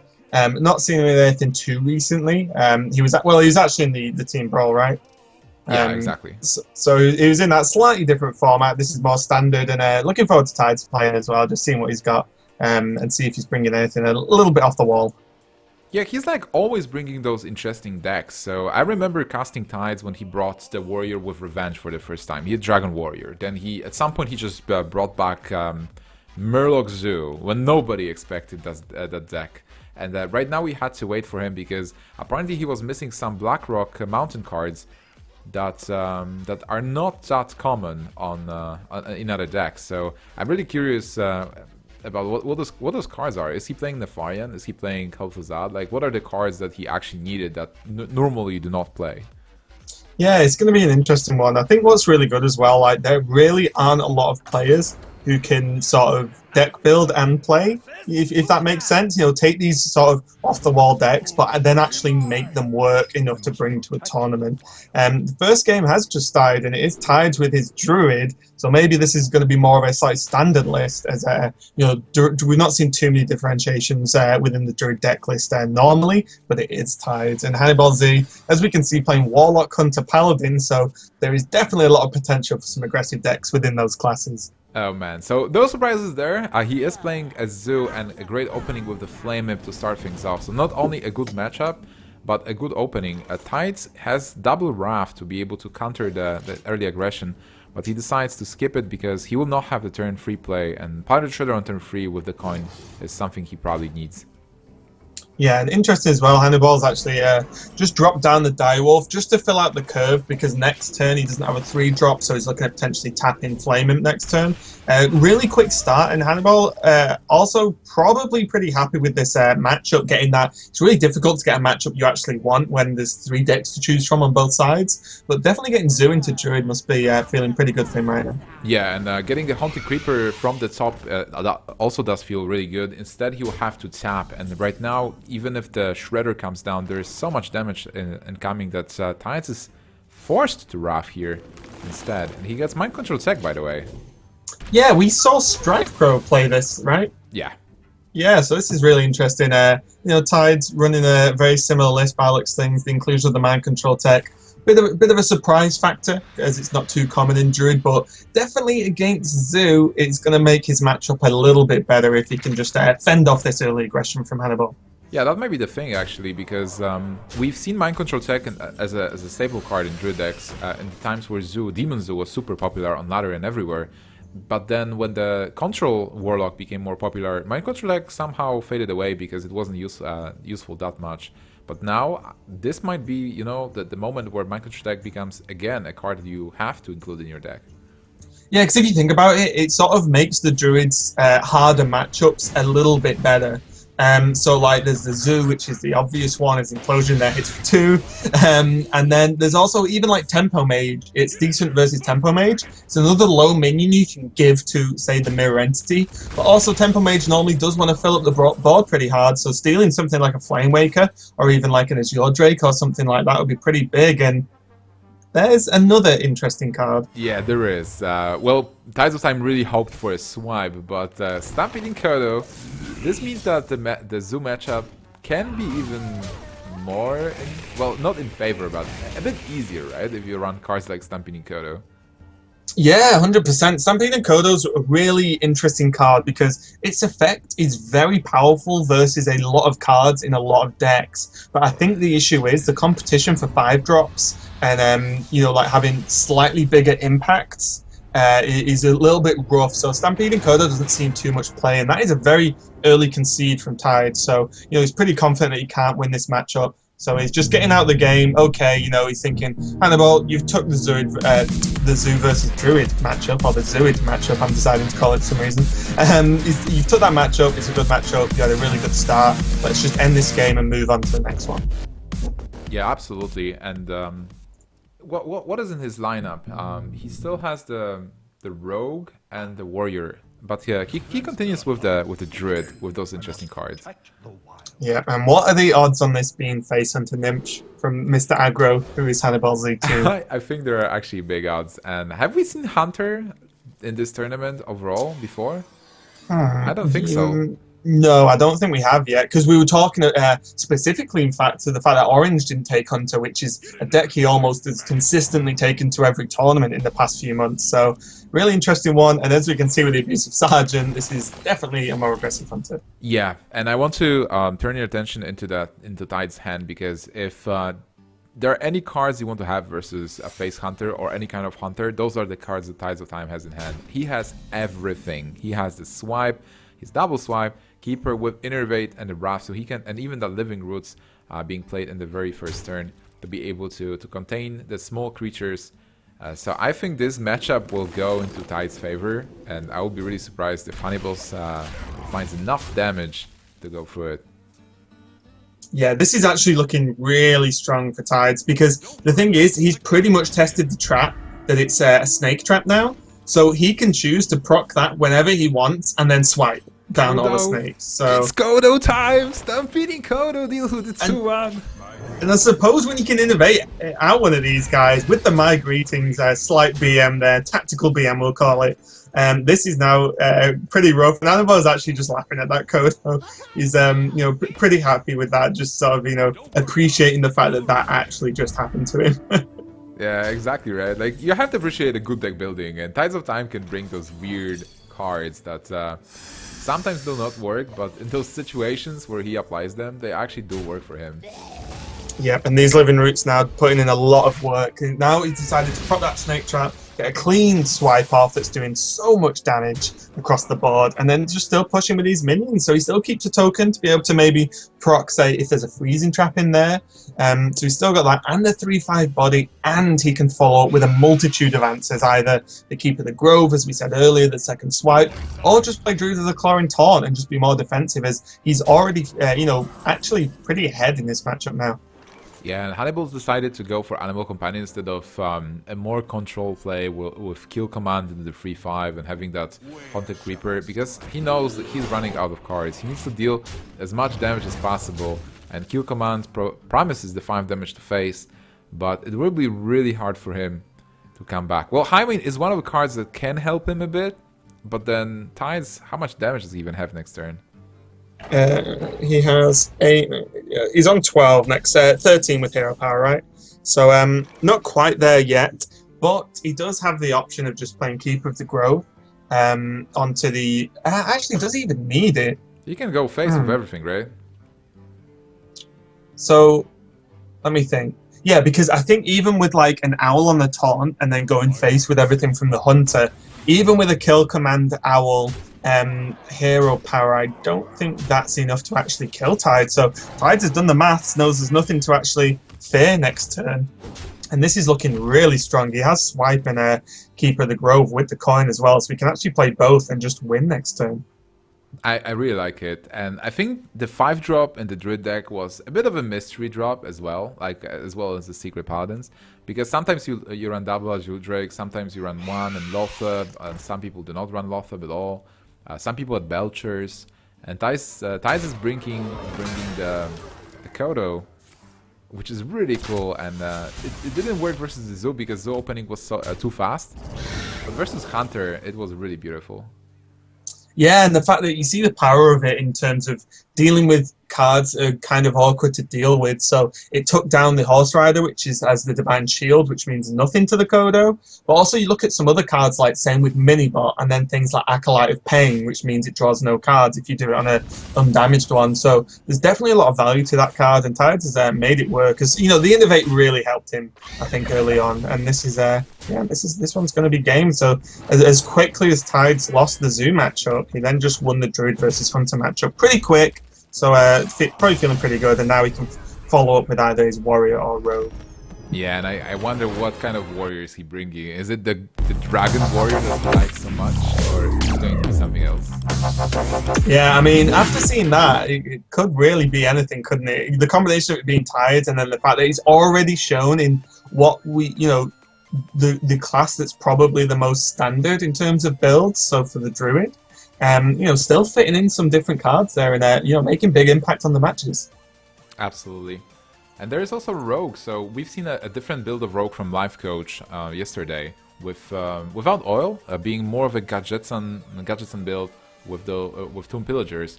And Tidesoftime, I know he's a big fan of the Mill Rogue. Is it possible that he's actually bringing this deck to the tournament? It's, like we said, anything is possible, Nimps. He is going for his Warrior, though, so we'll have to wait to see the Rogue, hopefully. And the Warrior does look like Patron. There's actually a couple of spots that can, in the deck, where you can fill out sort of more choice cards. So, you know, some people play Corcrons, Double Corsair. You know, we've even seen some patrons with, like, Face Monkey in them and things like that. So there's definitely some room for some bit more tech from Tides, but we'll have to wait and see on that one. So looking at this matchup overall, I would say that Patron has an advantage because Patron has all the tools that work with the combo. They work anti-aggro, so Whirlwinds, Unstable Ghoul. He has Sludge Belcher as well, so he has taunts and weapons. So this should be in favor of Patron. But on the other hand, sometimes Hunter can just put you low enough and win from there. Yeah, exactly. I mean, let's be honest, this Hunter deck is built to be pretty quick. And Hanniballzz also has the sort of slight fallback of playing a high main, which can be a bit rough for the Warrior to deal with a lot of the time. But as you said, even just starting with the Ghoul makes this awkward. And now this Leponome just doing 2 with its Death Rattle and not even being able to attack because it does require the quick shot to clear that Ghoul up. So pretty good start for Tides. Maybe a little bit, you know, a little bit rough not having something to do on turn 3, but in this matchup, even the armor's good because all you're trying to do is just to not die in, say, the first 5 turns, and then after that, you should be able to stabilize.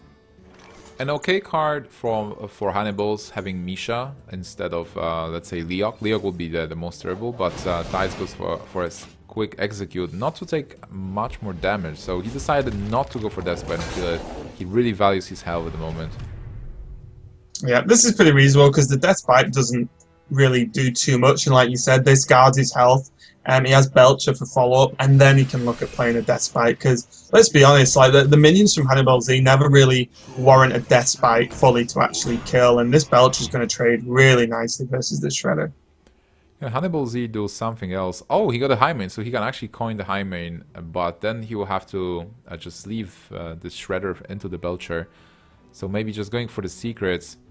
But then Tidesoftime will not have to attack. He will know that something is up. How are you liking potentially run the Shredder in, see what happens, and then it doesn't feel great, but then quick shot the Shredder and then coin into the the 2 traps, because then you still have a token left, and then it might proc the bounce, which then just, although it's just bounce to 1/2, it actually just slows the Warrior down a little bit, and then you can push with high main. I think like I still like the high main most because it puts the biggest threat on the board, the most power, and you hope that the thing you get from Shredder will be able to kill the Belcher. And then quick shot the 1/2 and go 60 face. Yeah, it never feels bad to play high main a turn early, then it's normally exactly. allowed, right? And what if he would get like a second high main, then you just go high main to high main and high five yourself? Yeah, pretty much. And this is probably going to be a quick shot onto the 1/2. I would say to clear it up and then maybe trade the high main into the 1/4, do you think? that is reasonable. You do want to get rid of the Armor Smith, especially because there is a Death Spite online. So healing Armor Smith, even though you're missing 6 damage to face and you're actually giving him 1 armor, over time might be better. Because if there is a patron draw, your opponent can get so many, so much armor, and the high main is going to die anyway for the Death Spite. Yeah, and the patrons actually fare okay versus the hyenas from the high main, because like although they are hitting for 2, it's not 3, is it? So they're still gonna potentially spawn more patrons. So Tidesoftime closes up the high main there pretty nicely.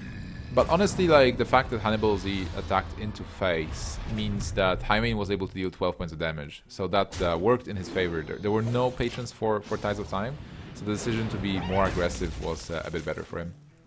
Yep, but Hanniballzz's next turn is going to be a little bit rough with the that Lotheb coming down. And then Lotheb's actually a card you don't see too often in Patron. It's not like a super common pick, I don't think. And with 3 spells out of 4 cards, that's definitely rough. And just playing Creeper Hero Power is going to feel very, very slow for Hannibal here.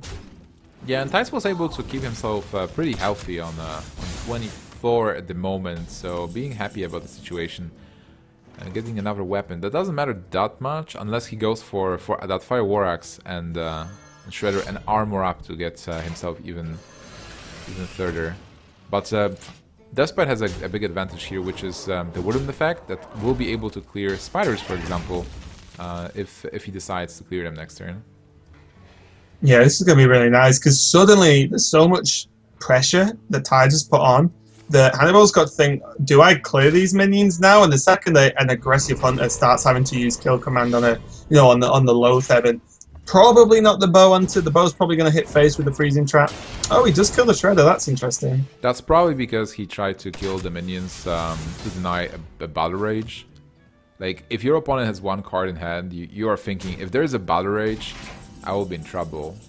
So we want to dodge that, but there's Dr. Boom instead.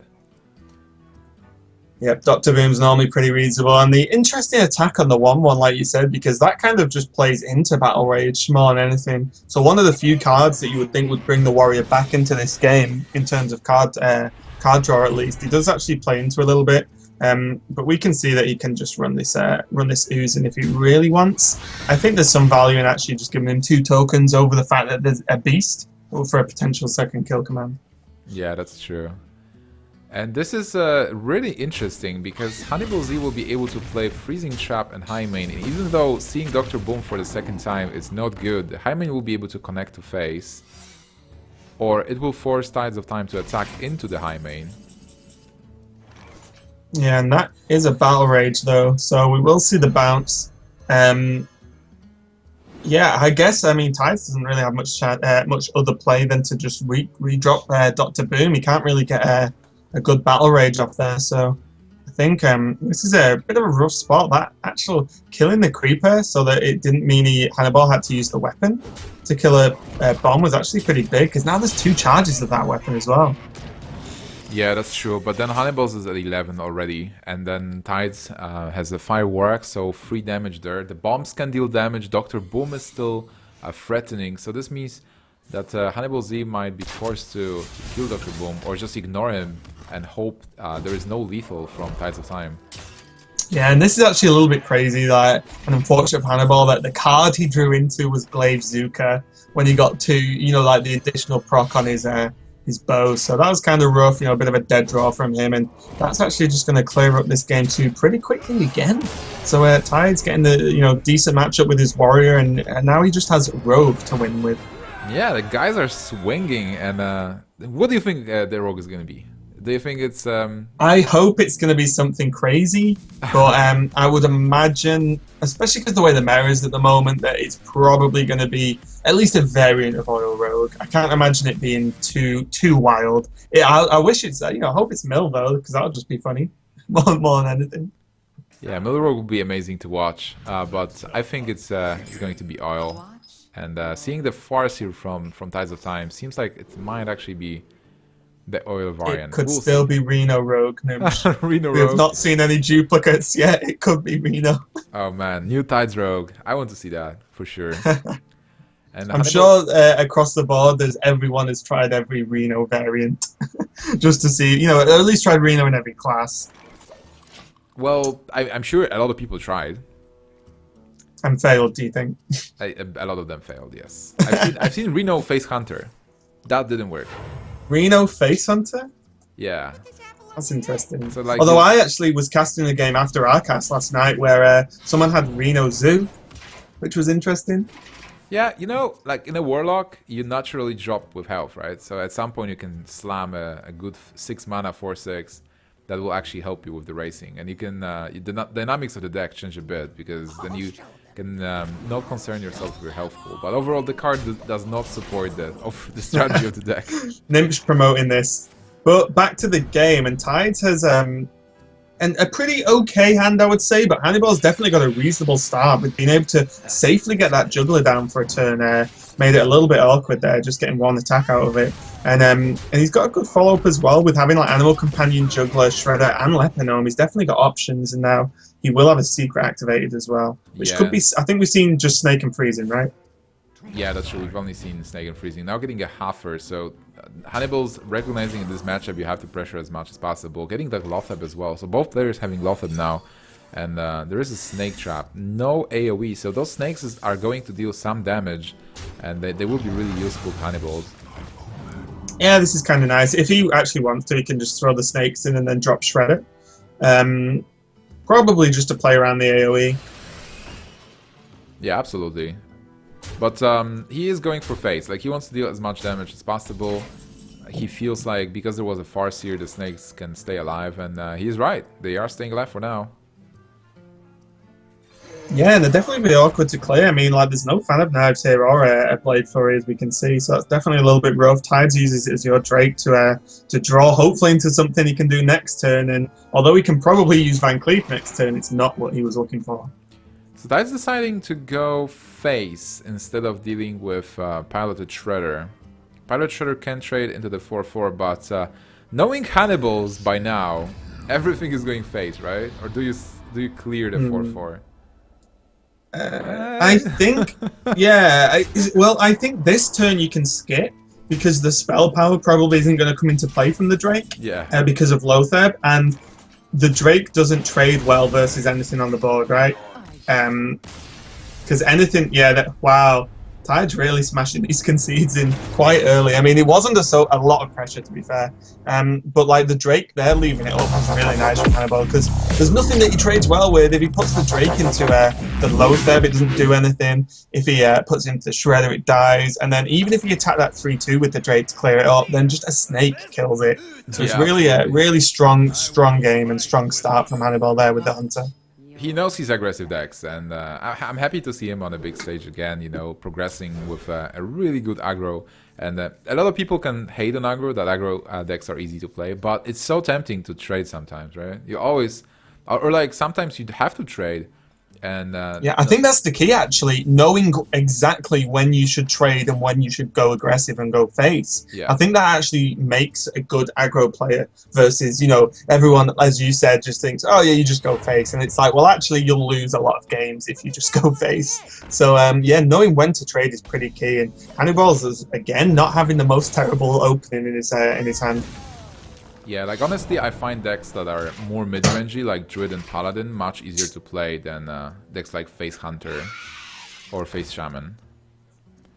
Yeah, I think it's just the plays are probably a bit more obvious. Whereas, like I said earlier, like the aggressive decks, sometimes like one single trade can actually make a massive impact in terms of keeping control of your minions and getting that repetitive minion damage, which you need because your minions normally have much lower attack than the mid-range minions. Yep, that's true. But back to the game, we have Master for Battle from Hanniballzz, and there is Blade Flurry for Tides, and obviously the Chasm Mystic. What do you think about that one? Again, just not a surprise to see the odd tech card now in Tides' decks. Chasm's going to be, you know, pretty good, and even versus Hanniballzz lineup, if it's, you know, Secret Paladin would have been pretty good versus the Hunter if you managed to get it off, but maybe not as effective in an aggressive Hunter deck. But it's going to be nice because the thing is, in Paladin, although when everyone thinks of Chasm, it's like, oh, well, it doesn't deal with Challenger, right? But how many times do you play Paladin where they just like slip a secret in on turn 4 or turn 2 or turn 1? You know, like there's just one secret there, and stealing like an Avenge or something away whilst playing a 4-3 can be actually pretty reasonable. Oh man, I just like the consistency of Hanniballzz. He's just going for face like there's no tomorrow. But Tide's got some tools now, right? So he can flurry the board, do even backstab to get rid of the spiders. Oh no, he can attack into it. It's much better. Yeah, this is pretty nice. Just completely empty the board, and then when the board's empty, the rogue is feeling pretty good, especially when you're sitting on a sap. Yeah, that's true. And now even if there is a Sludge Belcher, Tides will be able to sap that exactly and continue putting some damage in. He might even decide to play Chasm Mystic as... oh, now he definitely will play Chasm Mystic to get the secret. But like even without the secret, he needed some pressure there. Yeah, do you think he's going to play the sap? I'd really like the sap, actually. Just slow the Paladin down even more. I think it's okay, like because this turn you deal 4 damage to face. But on the other hand, if the Shredder trades, okay, backstab and weapon up attack into Shredder is probably much better, just to get a small minion. Like if you're lucky enough, you will get a 1-1 or 1-2 that will not be able to kill whatever you have on board. Doomsayer. Oh wow! Wow, 1-1. Just again, Nymph. I need you to actually sit while I'm laddering and just keep saying. And Raven's going to top deck the exact answer he needs, and then I'll just keep getting them by the looks of things. So if you can do that for me at some point, that'd be nice. It's actually a quote I had in one tournament that I can call the cards. Like I call the card and it happens. But you know, it's just the trick is just say a lot of things, and from time to time. Say enough cards and something will happen one day. So the Mysterious Challenger comes down from Hanniballzz, so a pretty good turn, although having 1 Noble Sacrifice stolen and the 1 in hand really negates like a big, you know, that's probably one of the key cards the Mysterious Challenger pulls, because it starts to then proc all the secrets, right? Yeah. So Tides does trade into the 1-1, keeps the Shredder alive on 1 health, which is really nice, and procs the Redemption on a 1-1, which he really just won't care about. And he's able to actually just sack the Challenger away, build up his own board, does get Repentance, but to be honest, it's probably not the end of the world. Yeah, it's absolutely fine for Tides, especially because it protects the 4-1 Shredder, and you can continue pressuring with the Chasm Mystic. Dealing with all the minions. Yeah, because that's a good attack. You want to see, as Hanniballzz, you want to play a Mysterious Challenger again, possibly. And then, like, as Tides, you expect Mysterious Challenger to happen again, and you don't want any other minions to be on board when that happens. But Hanniballzz had a different and better play, just going with the Belcher and the Shield Mini bot.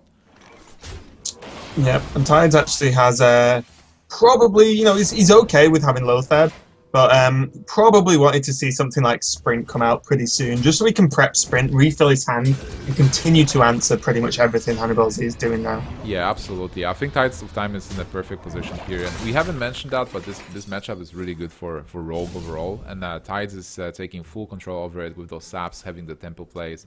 I doubt Hannibal playing Consecration. Like, he can play 1, but even with Lothar, you should feel good about it.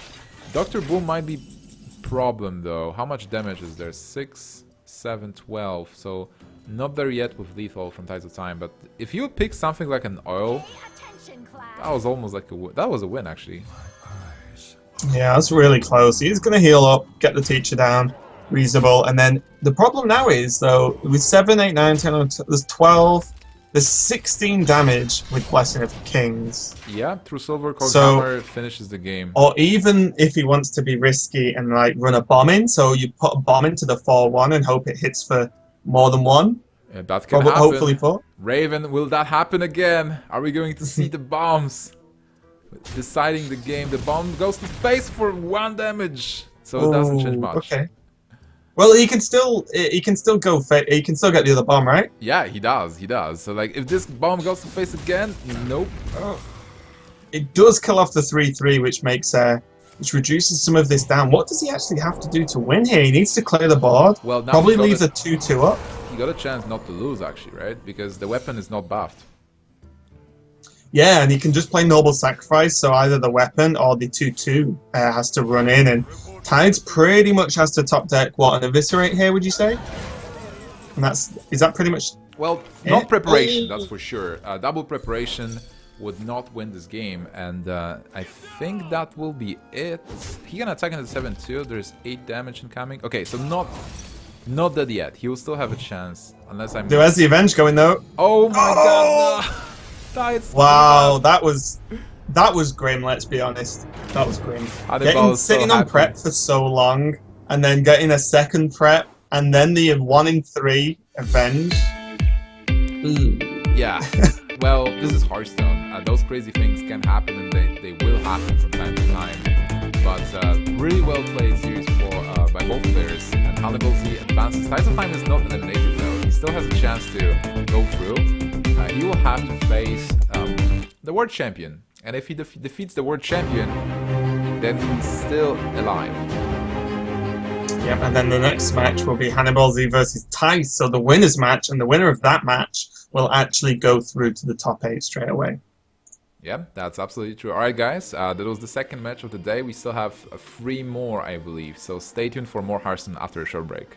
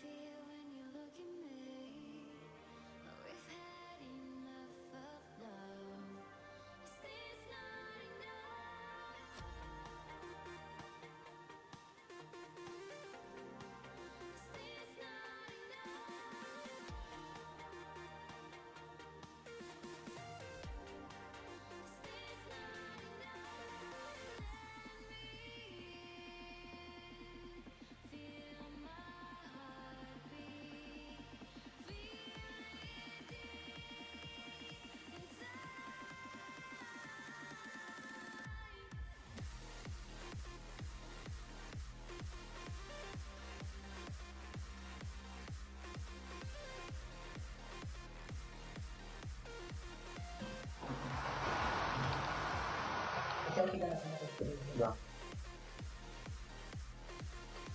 Teraz tak oponent.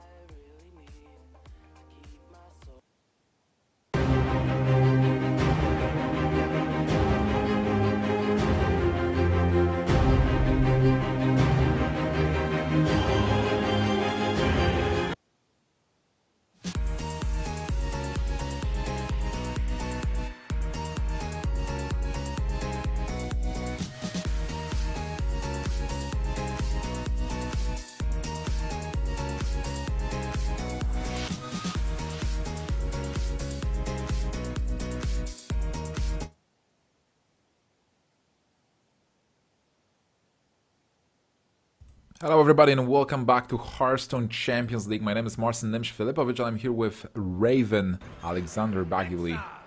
How are you doing, mates? Yeah, I'm doing good, man. I'm ready for this next game. So this is going to be the winners match with Hanniballzz 2 versus Thijs. Hanniballzz has quite an aggressive lineup. It'll be interesting to see how Thijs deals with this. And the winner of this does go through to the playoffs, and the loser has to play the winner of the losers game to try and get for that second spot. Yeah, absolutely. And talking about lineups, there are small differences because they both run Zoo, I believe, and there is a Secret Paladin from both players as well. But Thijs brought Druid, where Hanniballzz brought his trusty Hunter, and we can see that Hunter right now on the screen. Yeah, so pretty okay start there. Probably wants to see a 1-drop if possible, like get those Lepinomes on the board pretty early. One of the sort of key cards in this matchup is Unleash. If you can go into Juggler Unleash on, say, turn 5 and really clear the board up, then the game swings pretty hard. Or even Unleash a little bit earlier if, Thijs starts to overrun the board a little bit. But other than that, Hanniballzz is definitely looking to just really close this one out quick, because Mysterious Challenger can actually cause some issues. Yeah, absolutely. And if you guys haven't heard about Hanniballzz before, he's the champion of DreamHack Cluj-Napoca. And he's originally from Bucharest, Romania. And, maybe one of the best Romanian players for sure. He played the DreamHack Winter as well. And went pretty far. And right now he's facing the European champion, Thijs, from G2. Yeah, pretty big match here, though. But let's be honest, in all of Hanniballz's group here, every match is a pretty big one. So starting off fairly, nothing too crazy happening. Thijs just dropped the Secret on there, and Hanniballzz is going to have to just coin out the Creeper here. And the only redeeming feature of this Owl is that if a mini bot comes out or something, he can maybe silence it, or even the Juggler. But definitely his turn 2 plays looking a little bit rough. He might be forced into just hero power, depending on what he draws next. Yeah, he still has a chance to draw something, but on Thijs' side, he's thinking if Juggler or Haunted Creeper is better here. So if he goes for Juggler, Juggler is not uncontested by the Creeper, and then he will be able to follow up with Master for Battle, which will be really strong. But there is a risk that there is a Juggler from Hanniballzz or a simple Abusive to get rid of the Knife Juggler, and then he's left without anything. So a tough decision, a high risk, high reward, and he's going for the Juggler, Raven. Yeah, but he's definitely going for the more risky play, the Creeper being a bit more steady, and Hanniballzz doesn't really have an answer. I mean, he can just silence it if he's expecting the muster, and then deal with it with the Unleash the Hounds next turn, and then clear up the board. But he could just be forced into just hitting face and hero power, and then just putting the pressure on. The Snake Trap's okay, just to get it on board, I suppose. Yeah, I think Snake Trap is okay because if there is a Master for Battle or any attack into the minion, the snakes will spawn, and in Hanniball's mind, basically you will have minions to fight minions if you expect Master. But on the other hand, if there is an attack right now from Thijs, it's a hard decision. What if this is a freezing trap, right? But he recognizes it might be Snake, and he actually makes that attack, which will position him perfectly with that Master for Battle. Yeah, and I think this is good play from Thijs, because one, he'll probably know what traps Hanniballzz is running. He's probably watching the match, and he's seen his Hunter list. And what he's done here is, if it was freezing trap, then you can't just wait. You can't play muster and then hope a token survives to then proc the freeze in, hope the Juggler's still alive. So the Juggler was getting attacked in regardless, so you may as well try and proc the snakes, especially because you have to follow up with muster. So that was really nice. But now we're going to see Hanniballzz actually go in with his Unleash to try and empty this board. Absolutely. Well, he's actually going for face with the Unleash to force Thijs to clear the dogs instead, because Hanniballzz is in a position where he will be the aggressor. He has the charge cards, he has the hero power that is favoring dealing damage, so he's trying to force Thijs here to trade into his dogs. Yeah, and I think this will be okay for Thijs, actually. He can just trade and drop Shredder. There is the sort of likelihood that the next trap that comes out will be freezing, but I think by that amount of time, then you can drop Secret Keeper and Creeper to just refill the board again. And Blessing of King's an option here, but I don't think just pushing for 5 actually does enough. Yeah, I think so. If you're Blessing, you deny one dog, and I think you want to clear all the beasts. So I like the Pilot to Shredder a bit better, especially because now, after clearing the board and having Pilot to Shredder, you do maintain initiative. You will have the minion that will be able to attack first. So if Hanniballzz follows up with Shredder of his own, Thijs will be able to decide what to do. If then he wants to put the Blessing and go full face and create a tricky situation for Hanniballzz, or if he wants to trade. And Thijs, as a Secret Paladin, has still a lot of power drops that he can draw into.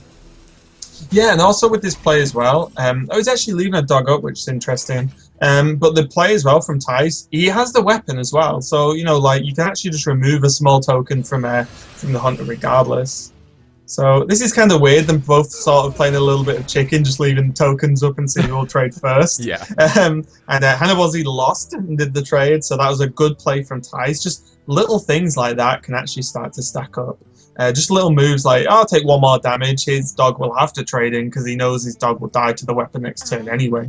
So pretty good play there, and now Thijs can float with a Secret Keeper that can potentially cause the hunter some issues if there's any secrets in hand, because it still buffs from any secret played from hand, so, you know, the hunter traps do buff that guy. Yeah, or girl, should I say.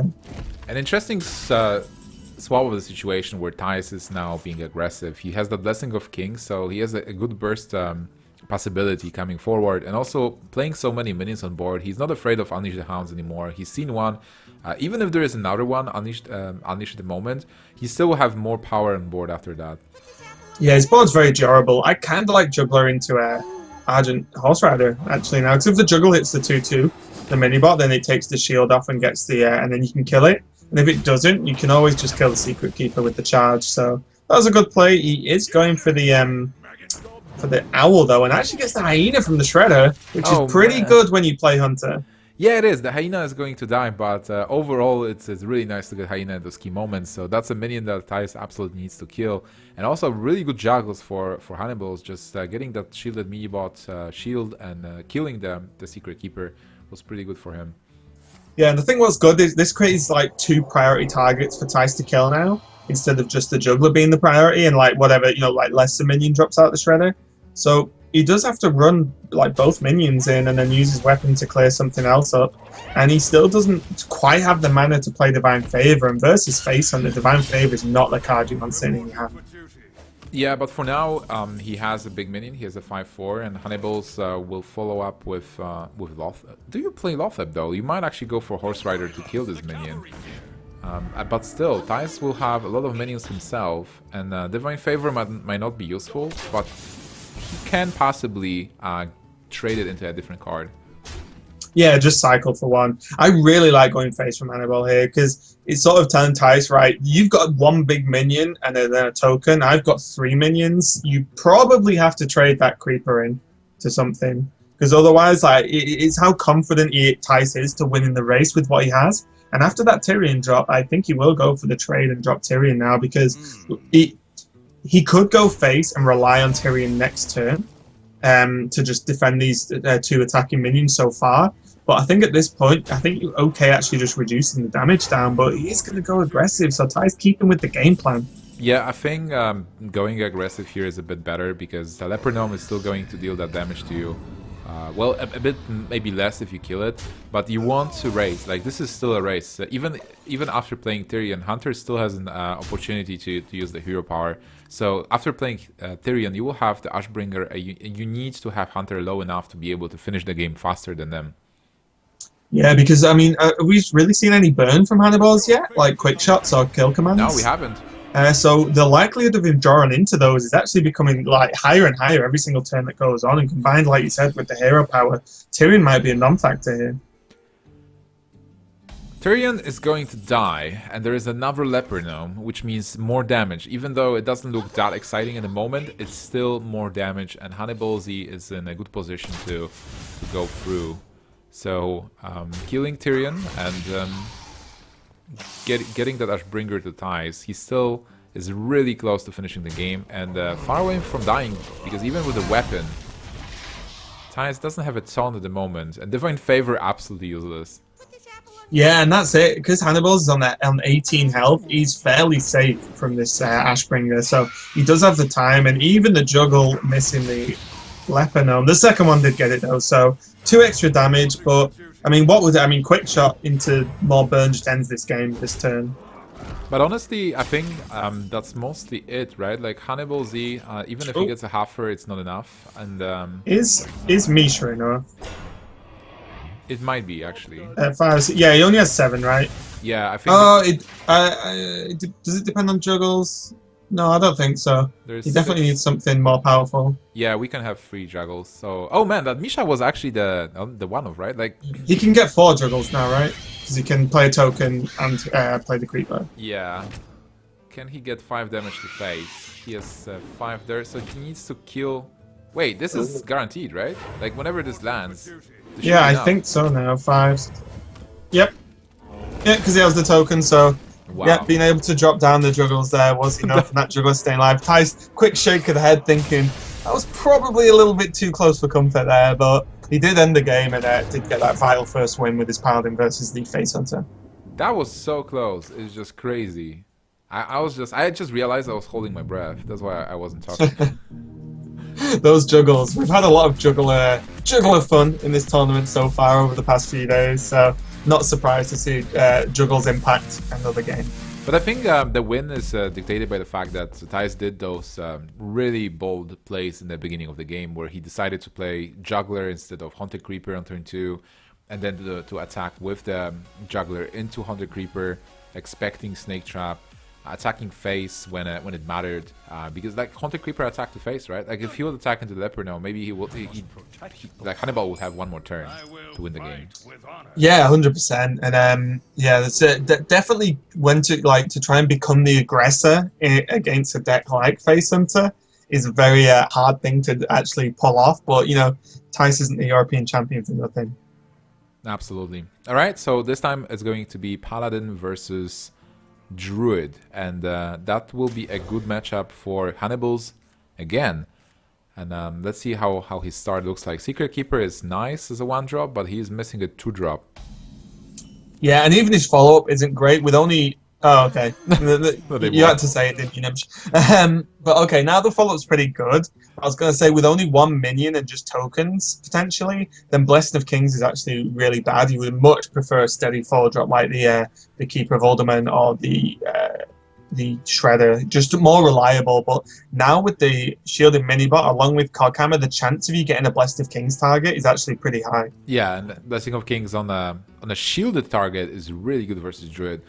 So Thijs, he has the Living Roots, which is okay, and he has a coin for a Shredder, but it's not enough. Like in this matchup, you really need the Keeper of the Grove, Innervate, like Innervate to get the minion a bit faster, Wild Grove to be able to get all the minions a bit faster. So it's looking a bit rough for a moment. Yeah, and it does look like Thijs is using the Living Roots just to kill off the 1-2, and that's pretty reasonable because the threat, like if Hanniballzz suddenly plays 2 secrets this turn, then that becomes very, very scary minion.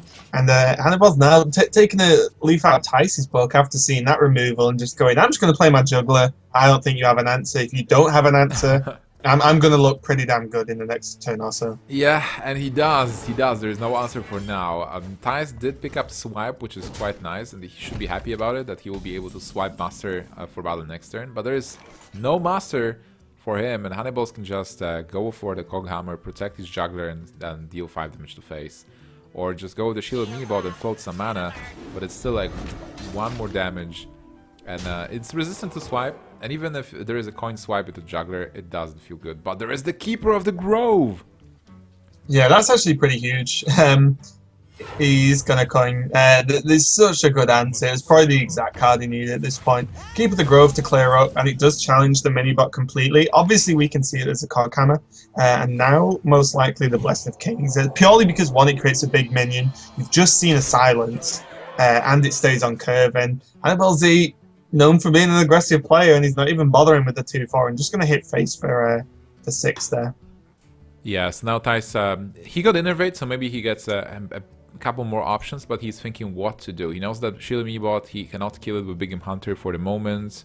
If he can clear it with Innervate, Force Nature, but doesn't work. So maybe he'll just decide to drop the piloted Shredder and even go for face with the Keeper, because taking 6 damage from the Druid is fine like from the Paladin is fine because Paladin normally doesn't have burst, but there is the burst coming. Oh, the second Blessing of Kings. Oh my god, Oh and he has the silence and the weapon for the next turn. And this It's is not a problem though, because BGH is a card. yeah, it is. So that was maybe a bit greedy of Hanniballzz. Thijs even just a little bit of a smile there, like, yeah, okay, that was ridiculous, but fine, I've got BGH. Thijs now on the back foot on 12 health, but on the other side of that, he's on low health, but he definitely has the board secured here. Whereas Hanniballzz has to come back, and he doesn't actually draw into one of his bigger minions, just a noble sacrifice. And he might be forced to just hero power Kokama here. Yeah, to just get rid of the 4-2. That's still okay because it stops some minions for the moment. There's a ton of the divine shield, but this means that Thijs is getting closer and closer to winning this game. And Thijs has a lot of damage with Azure Drake swipe, Force of Nature. Can he put Hanniballzz on lethal next turn? If he will go for Force of Nature, innervates hero power. So let's say he attacks here now, then he uses Force of Nature. What about... Not really. Yeah, I was just thinking whether he just innovates out Druid or Clara Charge. Yeah, that's probably better. Just putting a big minion on board. Oh, even a 4-6. Yeah, like he doesn't have to rush this game. He's in a situation where he might be expecting something like Dr. Boom or Mysterious Challenger coming, so he wants to have minions on board that will pressure and also protect him. Like, he is at 11. Yeah, so a Savage Draw ends this game pretty hard. Isn't it though? So, oh, hang on, the Force of Nature, is it right? Yeah, that's enough. Yep, sorry, yeah, I'm just, I was trying to do complicated maths and obviously failed. But yeah, Force of Nature ends this game pretty strong. And do you think the game would have been different if Hanniballzz chose not to go all in on the mini-bot? And actually just played it a little bit slower. Did he have a different play? Like if not for Blessing of Kings, he would have to go for he could have Coghammered, right? Yeah, Coghammer and like a dude. So basically nothing much. And I think making a decision there to go for Blessing of Kings and going for face, specifically where you have a silence and a weapon to win the game next turn, if the minion survives, and seeing that your opponent didn't have the silence, he already played it. Maybe Big Game Hunter was the only out at the moment, right? Because if there is no Big Game Hunter, how do you kill a Den 10 Divine Shield? Like, how? Yeah, it would have. I think like Thijs would have had 2 outs there, which was either BGH or the second keeper, which obviously is pretty unlikely. Yeah. But he had 2 outs in his whole deck, and he already had BGH sitting there. And Thijs probably pretty happy when you just snipe a 10-10 Divine Shield. Yeah, absolutely. That mini bot, man. It was the last stand of the mini bot before it rolled out from standard. It was like, hey guys, remember me, I'm 10-10. Yeah, and then the BGH is like, nope. And then absolutely demolished. Thijs now gone onto his last deck, which is Zoolock. You know, we've seen this deck quite a lot. We've gone over how powerful it is due to its low curve, consistent, and the ability to trade up with a lot of minions and burst. And Hanniballzz now has his Secret Paladin. He is running Consecrate, so that's definitely going to help in the matchup. But in Gambos is definitely going to be a problem. Yeah, I think like we haven't exhausted this this matchup overall. So what do you think is like? I feel like Zoo is a bit favored. What do you think about it? Yeah, I think Zoo's favored a lot of the time because Implosion is really strong and Gang Boss is really strong. And Paladin doesn't really have a great way to deal with the mid-range minions, because when you look at like Lotheb, like yeah, you can make Lotheb from a 5/5 to a 3/3, but it's only -2, right? So it's not as impactful as like bringing down a Mal'Ganis or something huge like that. And Zoo's normally just better at like burst than the Paladin, to be honest. So the Consecrate though makes the matchup a lot better, and my feed has just gone down. Yeah, and Consecrate is not that popular overall, but we see that Hanniballzz is playing 1 at least, and double Mysterious Challenger would be great if there's a coin, but without the coin, the only option here is just a Knife Juggler that dies to an owl, and that doesn't feel good. So, Rainforest, create a dude, and hope you don't lose, or hope that your Consecrate actually hits hard next turn. Yeah, and I've just got my feedback, so I can see the game again, which is always good. Is there any value in Implosion in this minion? Probably not. I think you expect Consecration to sense. You Really? maybe can play 1 minion. Like, there's no need. There is really no need to overextend, I feel. Oh, the Sea Giant is a really interesting choice, right? So I was saying earlier, this deck curves out at 5 in terms of Doomguard in Lothar, but something you can do, and some players have started doing now, is you put a Sea Giant in the deck, and it makes you mirror match like so much better.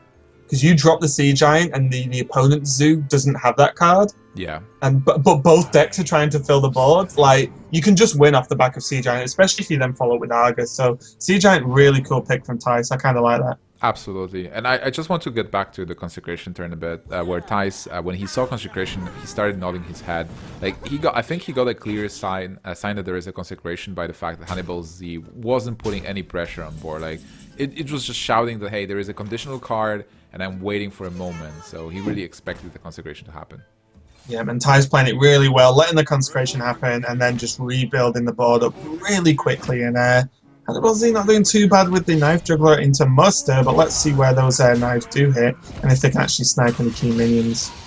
Kills off the Peddler, can clear it with the... Oh, he could have killed the Flame Imp. That's interesting. I suppose the Lebanon represents more damage? Over time... Like, if you attack into... you mean attack into Imp-Gambos or the Flame Imp? The Flame Imp. Oh, okay. Yeah, interesting. I mean, like, probably going into the Flame Imp was a bit better there, but you do have to kill the Lepernom. Like, if Lepernom attacks too many times, it just piles up too much damage. You know what's pretty good, Nimsh? 2 mana 8/8. Oh, man. Okay, Raven. This is the Mysteries Challenger time, but it's just a single Mysteries Challenger. Solo Mysteries Challenger board. Oh, and the Noble Sacrifice he doesn't get, and the Comp Spirit he doesn't get. So Thijs can just ignore this Mysterious Challenger and play Doomguard next turn. Yeah. So he's... I mean, basically he'll set up for lethal, right? He's like, whoops. Voidwalker will be pretty good as well to block it, so that was a nice draw. Yeah, I think the Voidwalkers... do you think you go Creeper Voidwalker here? But I kind of just like Voidwalker Doomguard. Yeah, just be me like, too. how do you answer the Sea Giant and the Doomguard and then actually win after that? Like, it's going to be so difficult. Yeah, I don't think there is a good way to win if Thijs goes for phase, right? Yeah, I think there's Thijs shouldn't be afraid of anything that Hanniballzz can really go, unless... Well, killing the 2-1 is probably fine, but then you do not... just going for phase here. But on the other hand, if you do not go for phase... Yeah, I don't think you get punished, right? Because you're not even on Tyrion turn.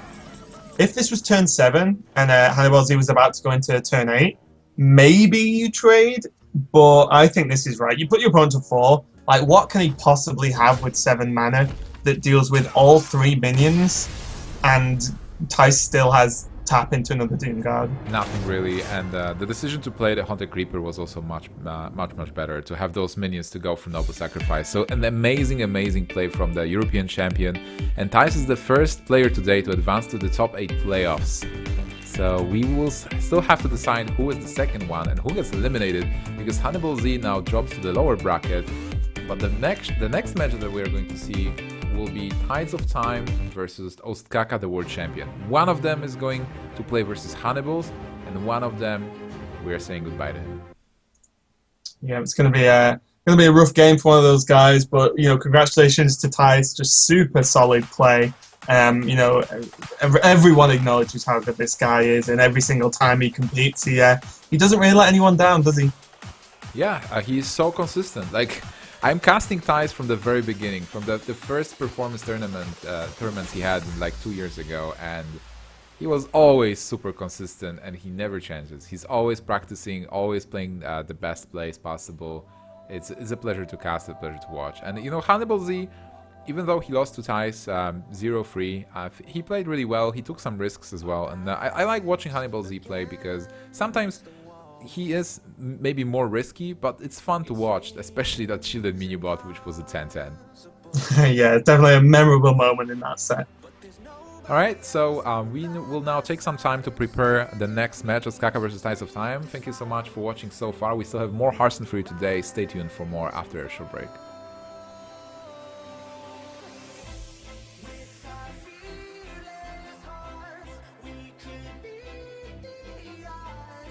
We could live for 1,000 years.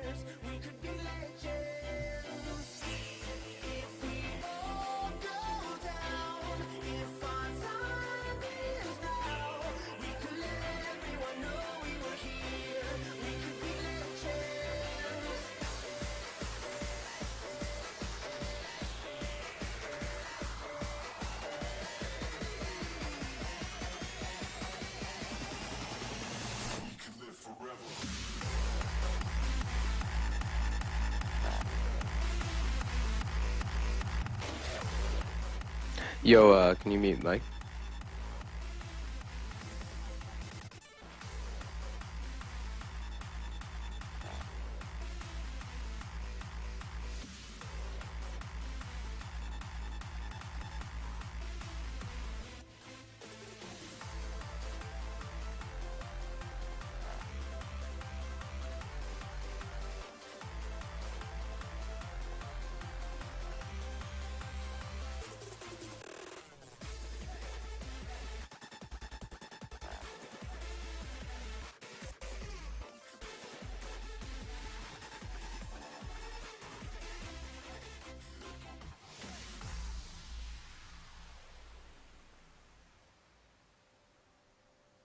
We dream so colorful. Oh, we love so strong. The world is relentless, the city won't sleep. It hardens your soul, brings you to your knees. But we can face it all. With our fearless hearts, we could beat the odds, and we could live for 1,000 years. We could be legends. If we all go down, if our time is now, we could let everyone know we were here. We could be legends.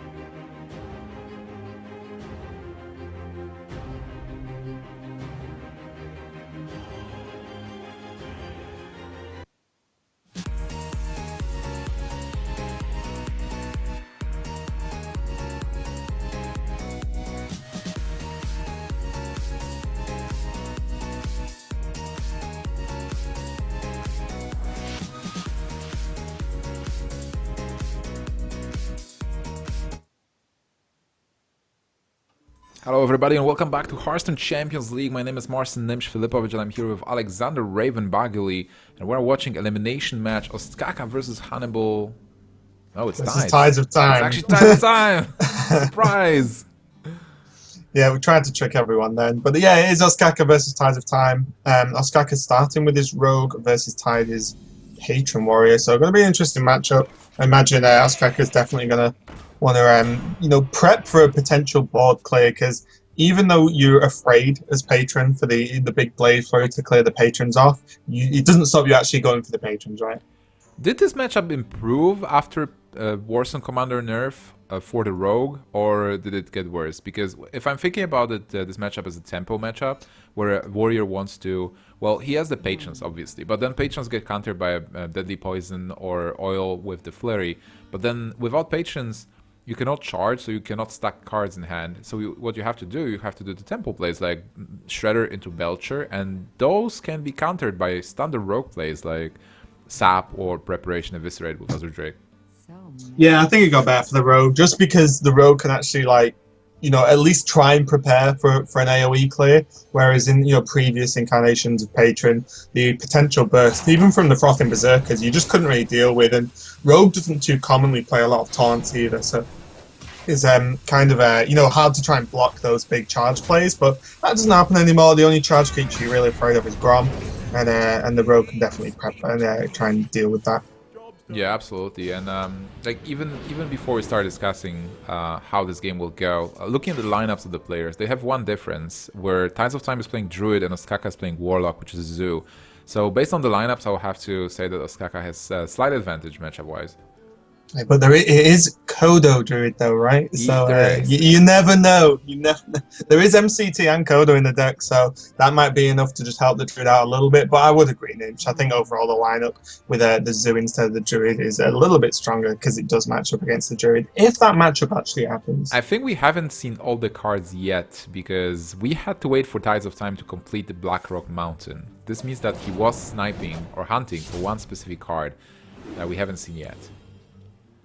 Yeah, it's gonna be interesting if he's teched in anything else, but there is potential that he didn't have any of the set on his EU or anything like that, so maybe it was just to help with the patron, in terms of if you needed Grim Patrons for a start. So That's true.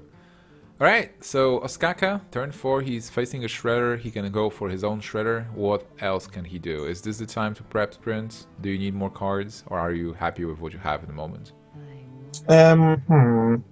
I think Shredder's okay. You kind of just want to get something on the board, but having more cards is never really, a bad thing either.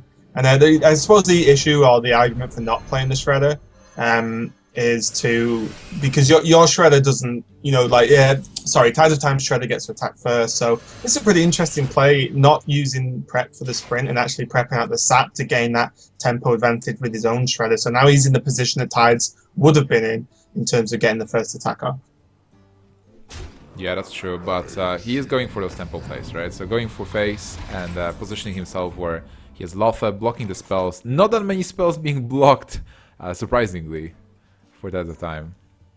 Yeah, it's kind of a weird one, isn't it? Normally you want to just lock out, the Inner Rages, Whirlwinds, Executes and things, and there is only an Execute that's being blocked out, so it's not too terrible, and we might actually see the Cruel Task goes down to clear up the 5-1, and actually getting a 3-2 taunt is pretty nice, and it does challenge the Shredder pretty heavily.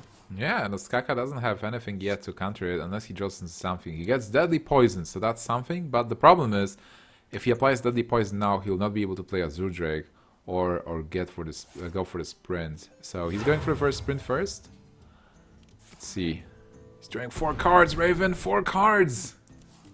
And it is Belcher, an Oil, Fan of Knives, and another prep. So that second prep actually is pretty big. Means you can get squeezing a bit more into his following turns. You probably won't use it for prep sprint again. You might try and get something off with maybe prep Fan of Knives or get the Deadly Poison on board and maybe throw the Belcher down. But he might consider prep sprint to try and get a flurry at this point, because the board is starting to build up.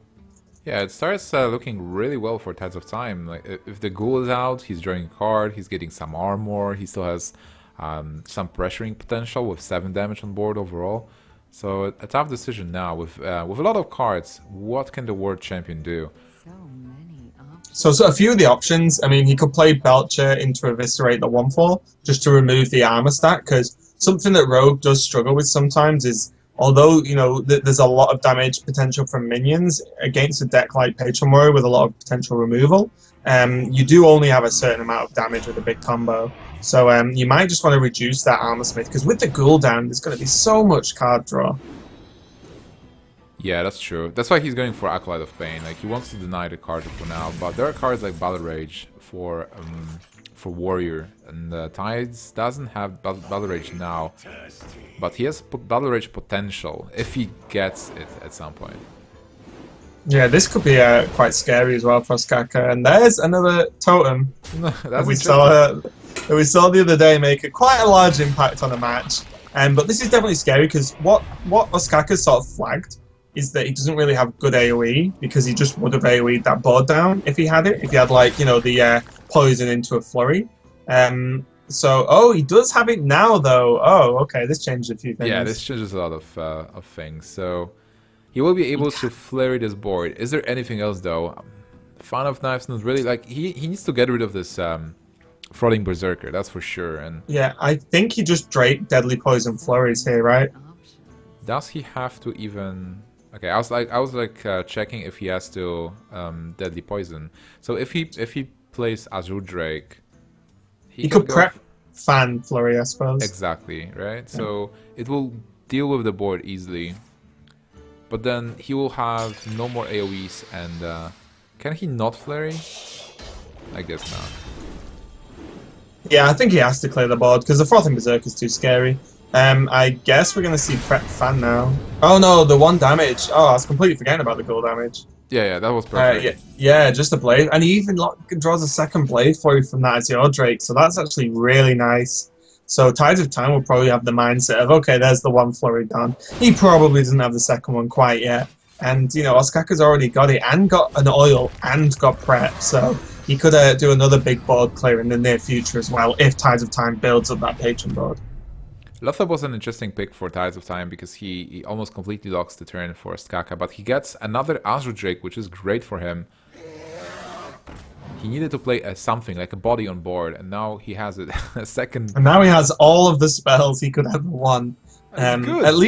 At least he locks in the weapon. He gets a fresh weapon up this turn, and there's not too much of a dilemma as to whether he uses his hero power or not. And Tides gets a patron, so he might... well, actually, with 1 Whirlwind, it's probably not worth it. And at the back of your mind, that the Rogue has so many cards that there will be access to cards you don't want to see, like Flurry, or even a simple Eviscerate to deal with the 3-2. Yeah. Do you think, like, Sprint, Van Cleef, kill the 5-1 is worth it? It depends how scared you are of the Ghoul really stacking... the Berserker really stacking a lot of damage, but the Van Cleef would actually challenge the Berserker in terms of health, at least. Well, you can challenge Berserker with oil, and that's a spell you can cast as well. So maybe Van Cleef still has an opening here. Fan of Knives and Van Cleef. Yeah, I absolutely like that. Clear the board, put a Van Cleef, which is reasonable on board. Yeah, this is really nice. It puts quite a big threat, and he still has prep sprint next turn if he really needs to, and then reload on cards. He might be thinking about preparation Fan of Knives to get the Van Cleef even bigger. So basically what is challenging Van Cleef is a activator and an execute. Like, normally Big Game Hunter is not being played. You can expect Big Game Hunter in some lists, but it's not that common. So preparation to Fan of Knives to get either bigger Van Cleef to finish the game faster is a pretty nice move. Yeah, and the bonus of this as well, it's not like you're completely wasting the spell. The Fan of Knives doesn't often have too much use in this matchup because it's difficult to find anything on the patron board.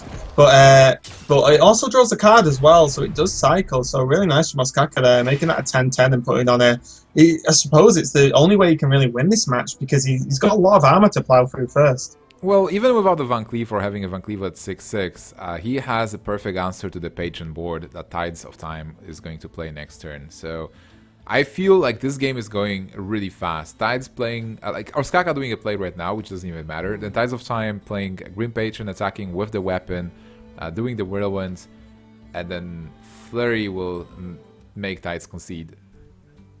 Yeah, I think sprint into SI7 agent's nice. You could have played teacher to just get it down, but it does instantly die to their second charge death bite. So so this is nice, and just play the SI for a little bit more damage and another minion on the board. A clutch card would be something like Grommash from Tidesoftime, or getting possibly an execute to get a bit more time. And Yeah, I think this slam is good because it means you can potentially just use an attack in and to face to further put him towards lethal range. Yeah. So now he's going for those patrons, hoping there will be no flurry, unless he thinks about keeping Whirlwind for Grommash, because he needs an activator. Like if he gets Grommash with Whirlwind, he will be able to win right there, and he still has a not yet, but he has a fireworks and he's still at 29. Okay, he just concedes here. Just Tides of Time.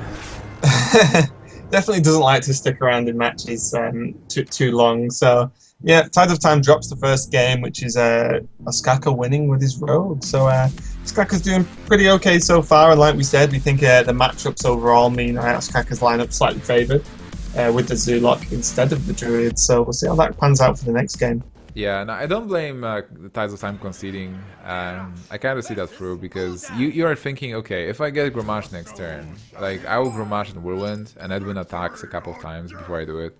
So he assumed there is a second flurry, or at least a way to deal with the patrons, and then his chance of winning that game was really low. Yep. But he's locking the patron in again, and he is lined up versus Zoo, so he's got a pretty okay matchup. He is missing the death bite, but he's got a few turns to draw into that yet. Yeah, and I think in this matchup, like overall, I agree with you. This is favored towards patrons. Like patron has a good matchup, but patron needs the weapons, and without weapons, it might be a bit tricky. It gives Ostkaka as a Zoo player a chance to do enough damage to finish the game with Doom Guards and a big board. But it was, I think, in the previous version, the Demon Zoo, when Demon Zoo was around, cards like Nerubian Egg, Void Caller were the most important cards in matchup. Now with the new Zoo, with Bran, with Gormok, it's a bit different, but I feel like Ostkaka might have a more burst than the previous versions. Yeah, it's definitely scary because you can close games out even versus like Control Warrior with a lot of armor. You can provide so much like additional damage. You can really push these matchups that normally you struggle with a little bit in terms of so much health. And Ostkaka mustn't have had the best options in the world when he played his Peddler, because Dragon Egg, although it's okay, it's definitely not one of the top 1-drop picks. Well, versus Ghoul, it's interesting, right? You can play it, you can get the 2-1 out of it. What do you think about that? Yeah. Versus Patron, it actually might work. Yeah, I think versus Patron, you still want stuff like Abusive and Power Overwhelming, but yeah, it's definitely not terrible in a matchup where you know you're going to get AoE'd for one, most importantly. So, it's definitely not too bad. It looks like it's kind of rough though. I think you can actually just clear the Ghoul and then play the Juggler and the Egg. I would actually not hate getting a 2-1 out of the Egg. So basically, you play Egg and then attack the Ghoul with both minions. You get a 2-1. Egg is still alive, and then you play the Juggler. So basically, you have a 2-1, a Knife Juggler, and an Egg that potentially will spawn another 2-1.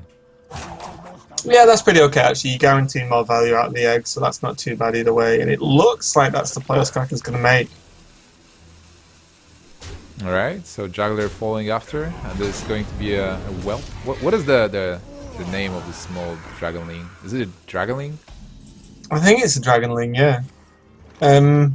Yeah, we'll call it a Dragonling. We'll have to look that one up later. But Tides of Time's going to answer with a reasonable turn 3 in the terms of Pilot Shredder, and the fact they coined into it means he can just follow up with another Pilot Shredder on turn 4. So putting, really sticky minion on the board and maybe make it a little bit more difficult for Ostkaka to deal with, but Dark Iron Dwarf could make this pretty reasonable. Yeah, it seems really good. Like, you can Dark Iron Dwarf the Egg and then hope that the knife actually hits, but Implosion is also a really good option. Yeah, Implosion's just safe, right? I think that's the idea. Even if it hit for 2, which it did, like you can actually deal with it one way or another. Now the 2-1 actually just clears up the scientist pretty well, so yeah, good value from that egg as it's still there, so it is going to spawn almost certainly at least one more 2-1 throughout this game. Yeah, and Dark Iron Dwarf, you know, maybe it wasn't the best play last turn, but now it's still really reasonable. Second Knife Juggler with Haunted Creeper, also a possible option, but I kind of like dealing with the 4-3 here with one of the minions. Yeah, and this is the value of the deck and like how good the deck can be. Like you suddenly your token that you got from an implosion now with the aid of a Dark Iron Dwarf just destroys the Shredder, and you can probably kill off the minion afterwards. And Oh man, that is pretty interesting. Tides doesn't have a great way to kill it, but he did have a turn 5 Sludge Belcher anyway, so not too bad. And now the onus is on Ostkaka to wonder whether Cho affects his turn, but when he's got a turn full of minions, that answer is almost certainly a no. Absolutely, and the Defender of Argus is so good. Like he can even go into Juggler, Defender of Argus. Like depends what he values more. Maybe Haunted Creeper to be able to use it next turn. And Defender of Argus on a 4/4 and a 1/1 Imp makes it really easy to clear the Sludge Belcher and deal even more damage to face. And Lord Walker Cho being really good for Ostkaka at the moment. Like even though it can actually get a couple of knives and maybe soak some damage. Overall, Ostkaka with no spells in hand, he's super happy to see this Lord Walker Cho.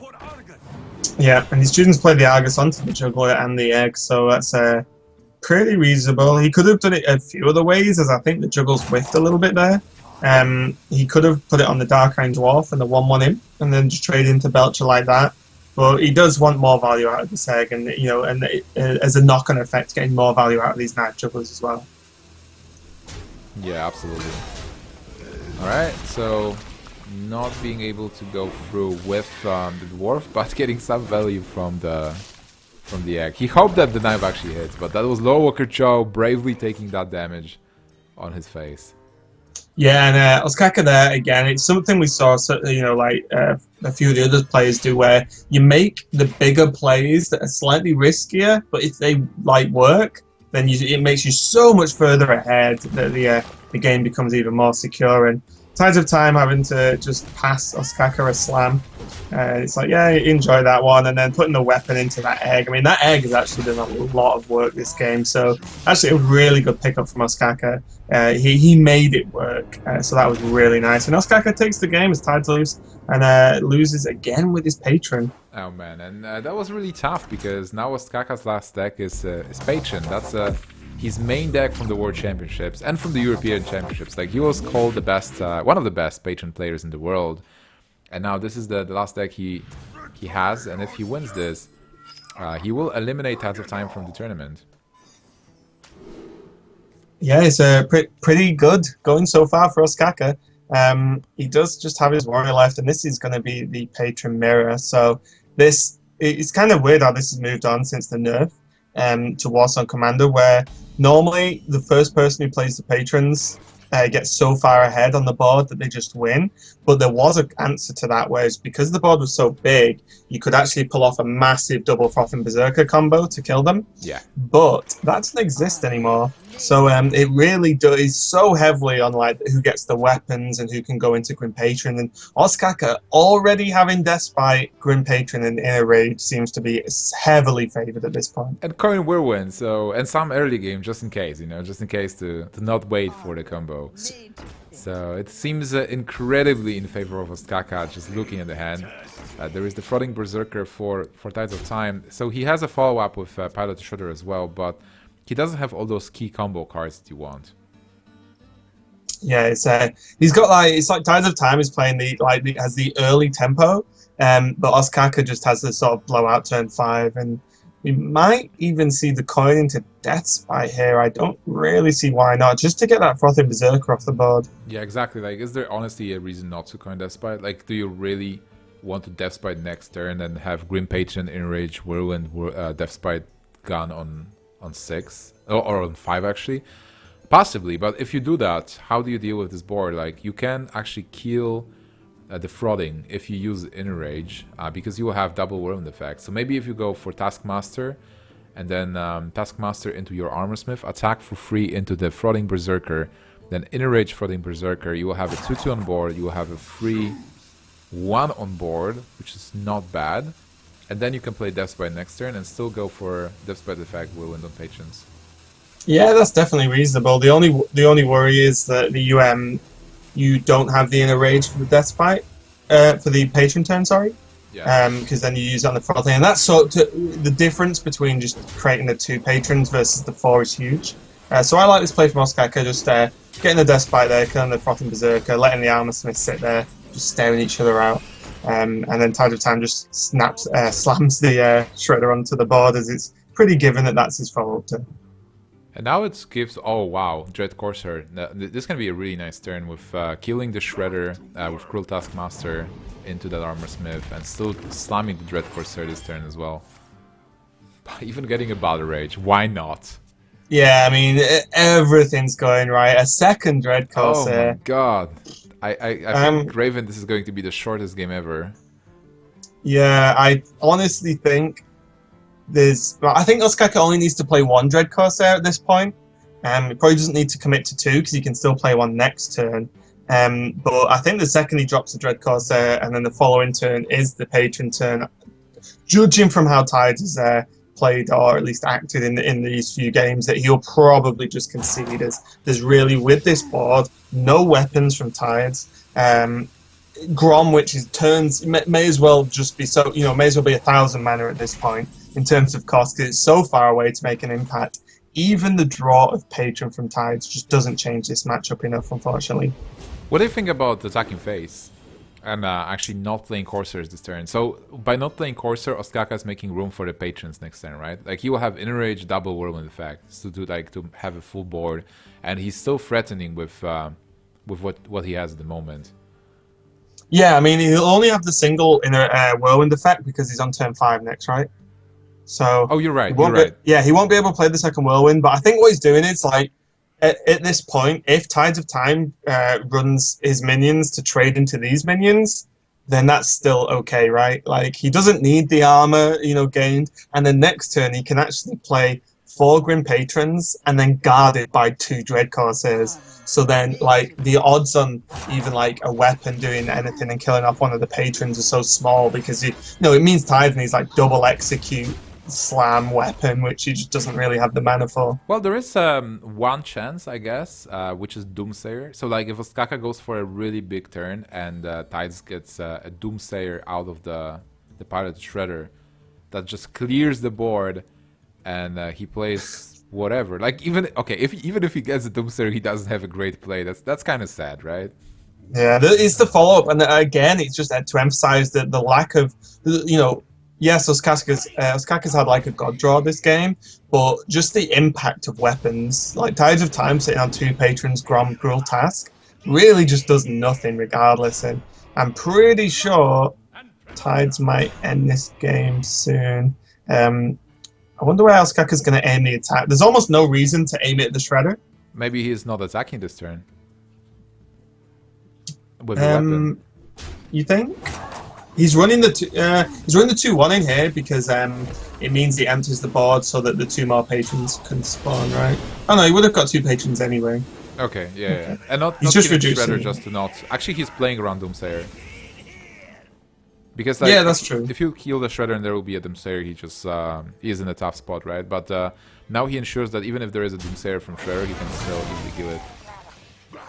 Yeah, and actually nice to see that Tides is actually continuing. I'm not even being like, making like a stupid joke or anything. Like, I'm just like, it's good that he's not just snap cancelled and quit the game. So this is nice. He did have a good play. He clears off one of the patrons, and now because he got Death Bite, suddenly his own patrons look a little bit better. But the only problem is, it feels like unless he draws like executes, he's always going to be behind in the patron count, especially because Ostkaka's sitting on double Whirlwind Battle Rage. Can you please count to 3 after the Whirlwind Battle Rage? And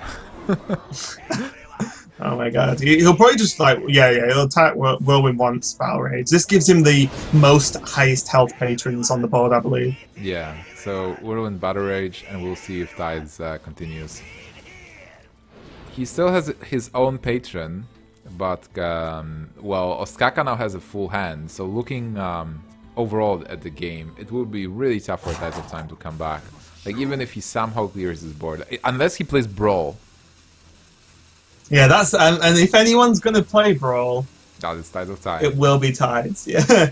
There's no reason to play the Unstable Ghoul, as it only potentially makes your opponent, in the form of Tides, get more patrons because the board is full, or relatively full, all but one minion. If Ghoul went down, then it just creates, like even more patrons for Tides. So he does run the attack into the Frothing Berserker. He kills off one patron, but then summons may as well be a million more. And there's just not going to be a good comeback now for Tides, I don't think. Yeah, it's really tough, and Tides concedes the game as we thought. Like, it was really tough from the beginning, even though it was a mirror match. Ostkaka just got a better hand, and this means Tides of Time is eliminated from the tournament, and we will never learn what was the card he was crafting from Blackrock Mountain. And Ostkaka is not out of the woods yet. He still has to face Hanniballzz in the lower bracket winners final. Yeah, so he's got that matchup next. It's going to be a rough one, as we've seen Hanniballzz with his hyper-aggressive lineup, and sometimes a lineup like that is just too quick and can just steamroll games. So we'll see how that game goes next. I'm quite sad, Raven. Like, we haven't had a Thijs versus Tides of Time match, which is really good for the casters. Yeah, I know. We don't have to try and navigate naming those two guys right one after the other for potentially an hour. So I'm a little bit glad of that, to be honest. All right, guys. So we have one more match for you, which will be Ostkaka versus Hanniballzz. The winner will advance to the top 8 playoffs and will be the last member to join the rest of the guys. And by far, Raven, who is in the top 8? Can you list the players? Who are we going to see in the final day where they battle for the $10,000 prize pool? Yeah, so far we have Stan Sivka, Sixo, Pavel, Ecop, Show, Orange, and now we have Thijs, and then the winner of the next match. So it's not a surprise that the top 8 stacked purely because every single group this week has been stacked pretty much. So really good top 8, and I'm looking forward to watching those. Absolutely. And we don't have a date yet, guys, so if you want to know exactly when the last day is going to be held, follow me at NimshTV on Twitter and follow Raven. What's your Twitter, Raven, again? My Twitter is at Raven_HSUK.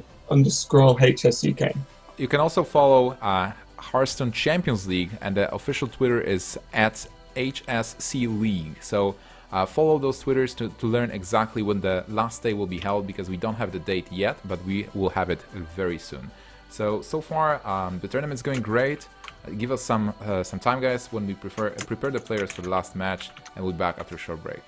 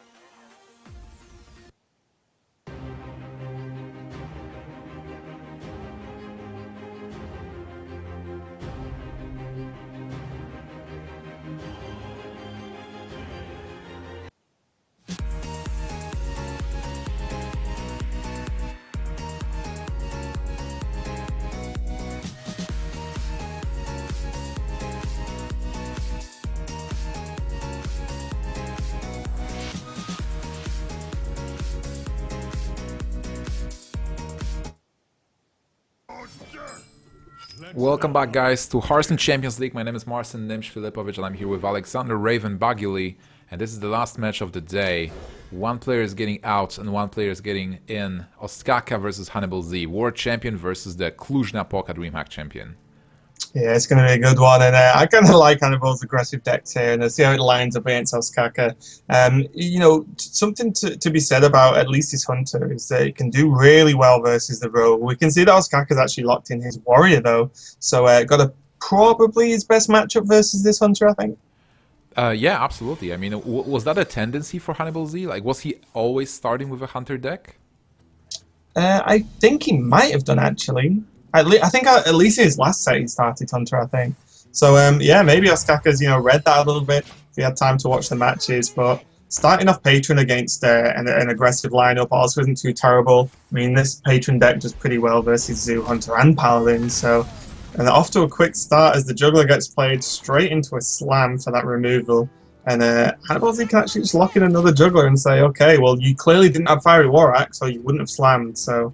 Yeah, and that's a very good point because the weapon is exactly what you need as a warrior versus hunter. Fortunately for Ostkaka, he got his floating berserker. That's not getting challenged for now, and if there is no lucky juggle, it can actually kill the knife juggler. Or a Leok. And a miss, but he can still trade, so that's okay for Hanniballzz, I guess. Yeah, I think it's actually okay for both. If that if that's the thing, because Ostkaka's okay, a 4 attack, 4/2 juggler killing itself is good for me, but I'll lose the berserker. But Hanniballzz definitely you need to remove Frothing Berserker off the board. Can't get charged anymore from the War Song, but it can still do a lot of damage if you just leave it. How valuable it is to Cruel Taskmaster execute the Leok? Is it like killing one bird with a stone? I think it's okay. Ostkaka will know that there's high mains in the deck that he saw in previous matches, but I think it's okay just to gain the tempo because the issue is if he doesn't do that, then he's just letting Leok live. Yeah. And it's not like he has Deathbite or anything else at the moment to try and deal with it, so that's definitely his best option. And now Hanniballzz is still having to just drop minions, and the more he's doing this and getting cleared up, the less hero power he's using. Now Ostkaka's still sitting pretty okay on turn 5 at 29 health. Yeah, absolutely. The longer the game goes, the better for Ostkaka, because he will have an opportunity to draw cards. Like, he's using this Battle Rage right now. If he gets something like a Fire War Axe, that would be a very powerful turn. And yeah, this is... Ooh. Whirlwind's okay for next turn, I guess. Yeah. I don't think this is Whirlwind when you can pretty much guarantee Hanniballzz is going to run one of those 1/1s into 2/1 anyway. It's mostly about keeping Whirlwind for Patron. So getting that Whirlwind here is nice because now he has at least one activator for the Patron. If he gets a second Whirlwind or an Inner Rage, then he will be able to put a full board of Patrons. Well, not full, but a couple of Patrons that will be able to fight him. Enough Patrons. Enough. We have to think of a word for a group of patrons. A gang of patrons? Yeah, that could be pretty good. A tavern of patrons. A business of patrons? Like a business of ferrets? Is that a... We'll have to work on these. Yeah. We'll sort this out for next time. We'll have to do some research. Give us some time, guys. We'll have it for the finals. So, question: is this worth a kill command? I think yes. it is. Oh man, this is a snake trap, right? I think it has to be because I'm not sure actually. Yeah, I'm not sure because even if it was freezing, there's a plan to kill command that 3/3 because a whirlwind into attack just means you've still got a patron and generate the patron into your hand, even though it's more expensive. Ostkaka finally drawing into that Fiery War Axe. Probably wanted that about 5 turns ago, but Dr. Boom on turn 7 normally feels pretty nice. Yeah, absolutely, especially because he's stat 21, and those two minions, they're not dealing that much damage. So Ostkaka, even though it's not the situation where you're absolutely winning, Hanniballzz will be continuing with aggression and feeling pretty comfy on 30. Ostkaka has a chance to win this game with that Dr. Boom on board. Yeah, and especially because he has Fiery War Axe into a Corsair and he can use 2 bombs to get some work done here.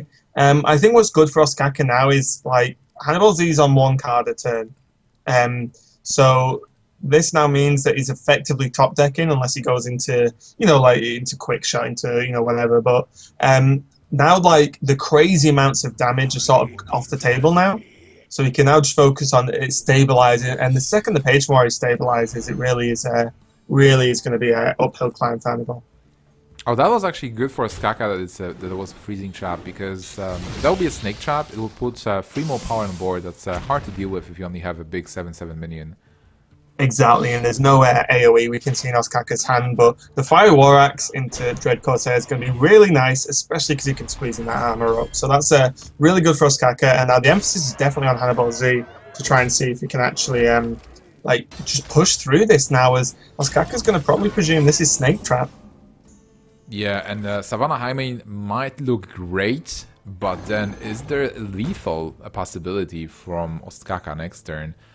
You cannot really attack into 3/3 because you're just buffing the Berlin Berserker, and there's 18 damage.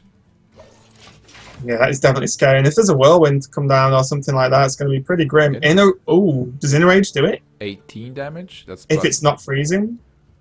If it's not freezing, that's plus 3 damage, I believe. So we have 10, 18... It's 21. 21. Oh, yeah, yeah, actually. And wow. Yeah, there we go. Just like that. And that's the power of a Frothing Berserker, guys. Even though it doesn't have a charge, if it just survives just one turn, the amount of potential buffs it can do in terms of extra damage is so high, and that's going to be a very swift base hunter game, but not in the way most people would imagine. You absolutely ignored the role of Dr. Boom in this game, but I'm fine. Frothing had one more attack, so... Okay, you know what I mean. Yeah, well... If it was Dr. Boom and another Dread Corsair, that couldn't have happened. Yeah, that's true, that's true. Well, Frothing is really nice, especially versus decks that deal damage, so I agree with you completely. But Dr. Boom was still there with those bombs, and he did a lot of work himself. But that was a good matchup to begin with, and we could see why. Even though Ostkaka didn't get those weapons in the very beginning, he was able to survive and execute on Leok, proved to be worthy, and then came back with those big creatures. Yeah, I think even though we didn't get it too early, even the slam on the juggler straight away was really good, because you don't care about the card draw, you just want to reduce the threats down from the hunter. And now we're going to see Ostkaka's Warlock versus Hanniballzz's Hunter again, so slightly better matchup for Hanniballzz. Yeah, absolutely. I think this is the matchup that Hanniballzz was actually aiming for. With the popularity of Zoo, Hunter was always good versus Zoo overall, and this is because of the cards that like Explosive Trap and Unleash the Hounds, and how you can deal with the board early. And actually Zoo wants to have the board and you can take advantage of it. But I'm not sure, Hanniballzz is not running Explosive Traps in his deck. We've only seen Freezing and Snake Trap because this is the hybrid Hunter. Yeah, it's a really interesting one.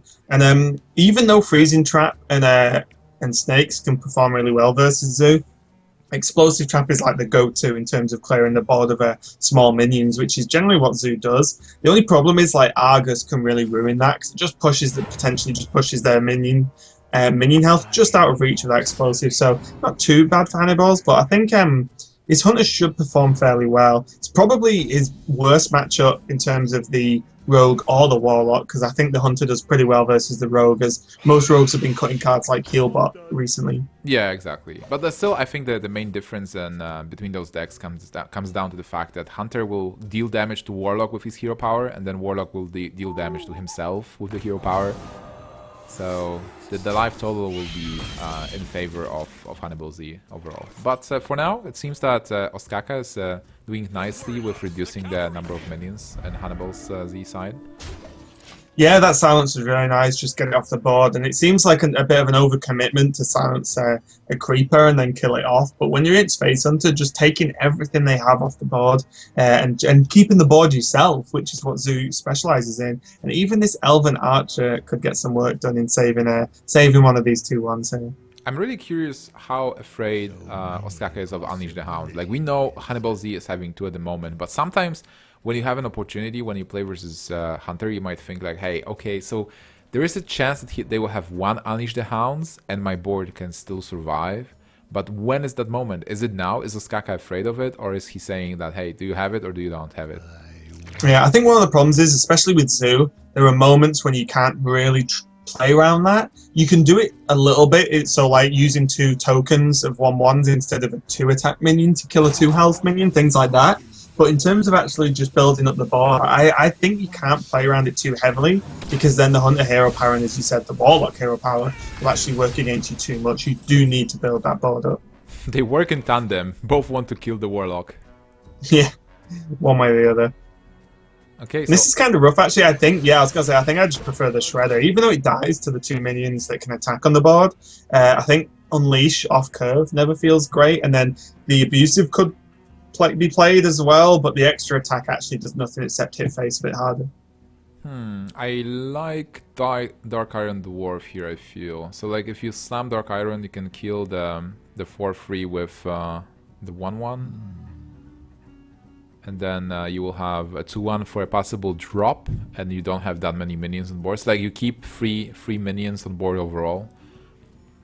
Yeah, I think that's pretty good. And it sets up for a pretty good Defender of Argus to make Dark Iron Dwarf a 5/5 potentially next turn. Yeah. Like overall, Defender of Argus will be needed for that Unleash the Hounds, right? Like when the moment you overextend your board for Unleash the Hounds, you would like to have Defender of Argus there for you to stop it. Oh, and it was a 2 health minion. Yeah, it would be pretty nice with Dark Iron Dwarf, but still, I think Ostkaka is in a good shape overall. Oh man, like one of the most annoying things when you are a hunter with Unleash the Hounds is that when there's Defender of Argus and the Nerubian Egg, you just look at it and you're disgusted.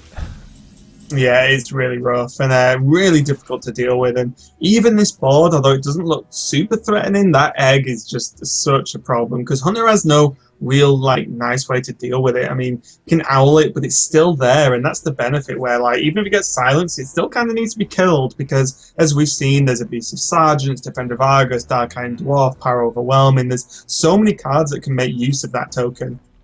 So for Hanniballzz, what do you think about Unleash killing the wolf and the free one, and then just playing your own Mad Scientist? Yeah, I think that's really good because what that does is if the egg gets abused or power overwhelmed or whatever and kills the scientist, then it's probably going to be freezing trap. Or at least you've got, 50-50 or whatever, freezing trap, which then bounces the spider, hopefully, which then makes the spider, 6 mana 4/4? Yeah. Also, yes, 5 mana. I think Cider is 3 mana, I believe. Oh, okay. Also, it will play around Defender of Argus a bit. But it requires Hanniballzz to trade into minions, and that's normally not what he's doing. Yeah, he does have the follow-up next turn of High Main, though. Whoa! Oh.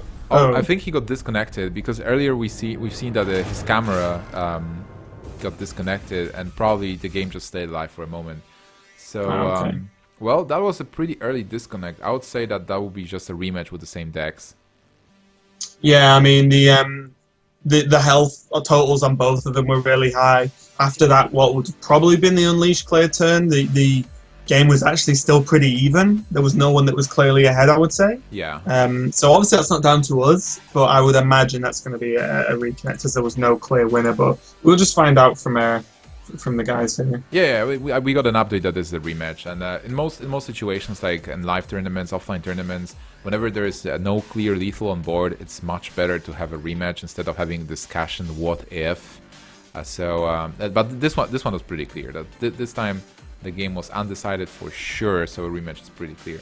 But guys, give us some time actually before Hanniballzz comes back, because apparently he got disconnected and has some issues with his connection. So we will be back as soon as he's back, or as soon as we have an update.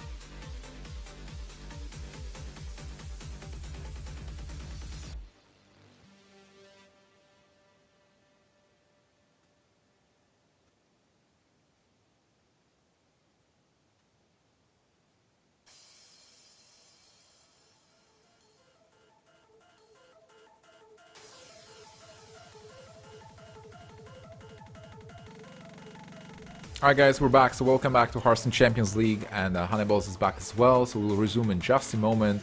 I believe players are starting at the very moment. So Raven, who do you think is going to take it? Yeah, it's going to be a tough one because that match was actually really close. Because as we were saying just before the disconnect happened, he could have actually cleared that board up and then dropped the Scientist. If that got removed, it could have been freezing trap to then bounce the Spider back. So that would have created a lot of tempo. But as you can see so far, like the matchup is actually really close. So there's swing cards in a lot of matchups where the Implosion, for example, can just be hit really hard back from the Hunter with Unleash. So it's really back and forth, and probably going to depend on who secures that board control, and probably around cards like Dark Iron Dwarf and Defender of Argus for the Zoo. There's also a couple of interesting additions to this matchup because Dark Peddler can actually change it a bit. Not only it's an okay minion that you can play on turn 2, but you're getting stuff like Elven Archer, Mortal Coil, cards, maybe even something to destroy the weapon, right? Like, how is the guy called the Courser? Oh, the Dread card. No, it's the Bloodsail Courser. Bloodsail Courser? Yeah. Yeah, the 1 mana 1/2 that removes a weapon charge. Exactly. That's what I call him. The nice and short name. The 1/2 pirate? Yeah, that'll do. Alright. The pirate you get from Peddler. He is a pretty good pirate you get from Peddler. Yeah. Okay, so the game is just starting now. Hanniballzz on a pretty reasonable opening hand again. He can coin into the Creeper if he wants to, or just play on curve and drop the Abusive. Whereas Ostkaka is...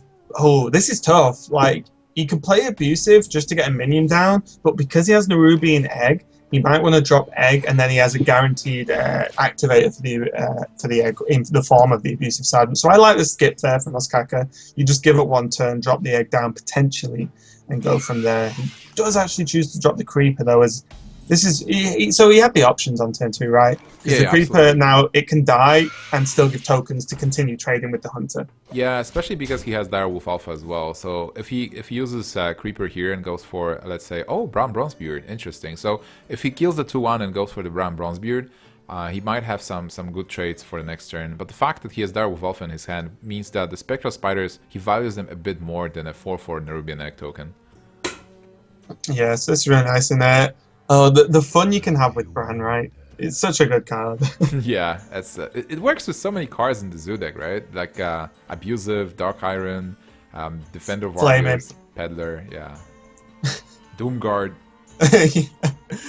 But it definitely, the effects are insane. I mean, even Bran into Abusive is pretty crazy. The +4 on a minion, and this is really nice. Just the body in itself, dropping a 2/4 for the Hunter to almost have to deal with, because Bran's definitely not a card you can ignore.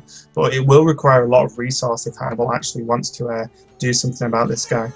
Well, he actually has a Knife Juggler into Haunted Creeper attacking into Bran, so a lot of good ways to clear it. Is he gonna get it? Wow, these juggles. Yeah. Well, he missed with 1.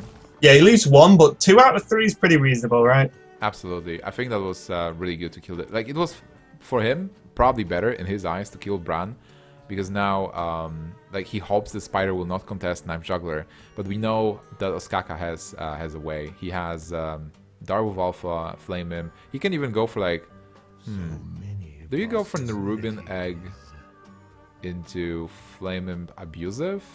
Maybe? It's a tough one. There's either that, or you could go Direwolf Alpha Nerubian Egg. But I think the Flame Imp's better because the Alpha loses a lot of power when you know the token's going to die.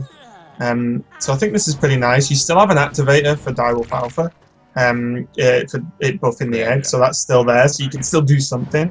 And what Hanniballzz, I think, needs to do in this matchup is continue to try and keep the board clear, because he has like the snapback card of like the Unleash the Hounds that we might see this turn to like recover the board and the traps, whereas Ostkaka's fully just relying on his minions to try and like wrestle with the board, and cards like Horse Rider do some work in this matchup. Yeah, this seems like this is a much better situation for Hanniballzz that was in the previous game, where they faced each other with the same deck setup. A Dark Iron Dwarf, though, is a nice pickup where he can pop the egg and get a 4/4 on the board. Yeah, this is pretty nice. Just put this is the thing the Zoo can do that the Hunter sort of can't until it comes into high main turns. Is like put just bigger minions on the board overall. But Leok can help with that, I've been told. Yeah, I think Leok is great, especially if you have Unleash the Hounds as well. So, but then how do you clear this board effectively? Or do you just go for He face? doesn't. To be Wow. fair, Hanniballzz is on 30 health. What are you afraid of? Maybe clear off 1, but I would actually not mind putting him to 10 because he has quick shot and kill command in hand. So just put him to 10, make Ostkaka clear, which again, unless the Defender Vargas comes down, this is definitely going to be rough. Yeah, Hanniballzz is like, I have to win quick before I disconnect again. Yeah, this is why Hanniballzz plays aggro decks. He's playing unstable connection, so he has to just end games quickly before he DCs. It all makes so much sense now. Alright, so it seems it's over with double kill command. Oh wow, Like, that's- yeah, double kill command. It doesn't even need to attack with a minion. Okay, so this means it's a 1-1, and that was to start with a good matchup for Hanniballzz overall, especially with all that burn. But how does the rest of the match look like? What's left? Yeah, so basically now Ostkaka still has his Zoo left that we've just seen, and still has his Rogue left. So to be honest, Ostkaka's like probably okay with that Hunter win because the Hunter was good versus Zoo and the Rogue. Yeah. And then Hanniballzz he just won with his Hunter, so he has his own Zoo and his Secret Paladin, which we're about to see now as he's picked his Secret Paladin against Ostkaka's Rogue. So it's an interesting matchup. I feel like Rogue has an advantage, so I'm really curious how Ostkaka will play it out. But we've seen Secret Paladin win it from time to time. Yeah, the Rogues can be really good because of cards like Backstab SI. You get if you get the early on removal, it's really nice, and it's one of the classes that has the benefit along with Druid, where you can proc the like the Noble Sacrifice, for example, with your weapon, which is really good. 'Cause it means you can then use your minions for better trades. So Hanniballzz does have a reasonable opening with 1/2 drops and a Noble Sacrifice if he desires. But Ostkaka with a Backstab can quickly clean up this. So there's one minion early on down already. And the thing that Ostkaka has as the Rogue that Hanniballzz may not have, because I don't think he runs it, is card draw. So I don't think Hanniballzz runs Divine Favor, right? We haven't seen it from Hanniballzz, but but we did see it today a couple of times. Yeah, we saw it from Tidesoftime, right? Yeah, we saw it from Thijs. Ostkaka got a really good opening, not only that backstab, but also coin SI7 and then follow up with Sludge Belcher and Azure Drake. Well, he doesn't have to SI7 with coin, because maybe playing a Sludge Belcher on turn 4 will be much better there.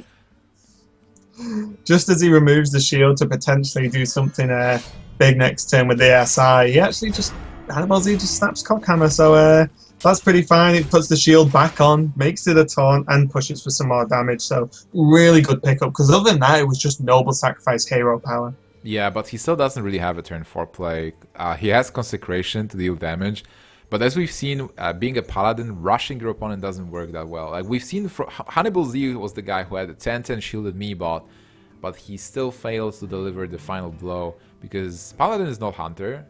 You deal a certain amount of damage, and then you still have to have the board to be able to follow up. There is no magical spell that would just win you the game. Yeah, it's definitely heavily reliant on the board, and Rogue kind of excels at controlling the board a lot of the time, which is why this matchup is a bit of a struggle for the Paladin, but still doable, especially with Lotheb in hand. You know, Lotheb sort of buys you a turn, but Skaka's going to commit to the sack now, so just to slow the game down a little bit, because he didn't have too much of a great hand, and with the prep, be able to put the SI, and now he gains the board control. Yeah, absolutely, and he also wants to have the coin for Sludge Belcher or Azure Drake on next turn. There is the Blessing of Kings, so that was just in time. Yeah, that was pretty reasonable. He gets the mini-bot back down, and yeah, this is pretty okay. He can drop the Lotheb next turn, but there's even potential for just Consecrate Noble Sack if he really wants to, depending on what comes out from Ostkaka. And do you still just coin Belcher here? Kill the 1/1, I suppose? I think you do. Like, well, you can also kill the 2/2. Like, get rid of the Divine Shield and kill the 2/2 with your SH7. Yeah, that's true, actually. Yeah, that's better. Especially, you do play around. Obviously, we can see that it's Blessing of Kings there, so you do play around that card. Yeah. The secret's actually not too bad for Hanniballzz, because if he decides not to play the Lothar, you know, that 1 mana spell actually is pretty nice just to squeeze in to fill out your curve a little bit. Yeah, but is Consecration even good? Like, the 1/1 dude will... yeah, I think that the Blessing of Kings will actually be good. So you're right, absolutely. Noble Sacrifice will be okay. Yeah, so the Blessed of Kings just go down on the 3/5 now. He can clear up the sludge that comes out of the Belcher and play Noble Sacrifice if he desires. Yeah, it's too good not to play, right? Because it almost forces a hero power from the rogue. Yeah, and you're fine with that because there are not that many free... well, there's a lot of free mana minions, but with regards to the spells, like you probably want to force the hero power, especially if you also... Rogue will lose durability when he attacks. But what we can see here is also a Farseer, so maybe trying to protect... no, you need to kill the 5/2, that's for sure. Yeah, and he does just clear that off there. Plays Farseer just to heal back up again. And yeah, just not too bad overall. Ostkaka just about keeping control of the board every turn. So Lothar comes down with the Secret Keeper, which is not terrible for Ostkaka. He has his own Azure Drake, and definitely better for him if that would be a Mysterious Challenger. Getting oh wow, Eviscerate. Azure Drake with Eviscerate will be so good next turn.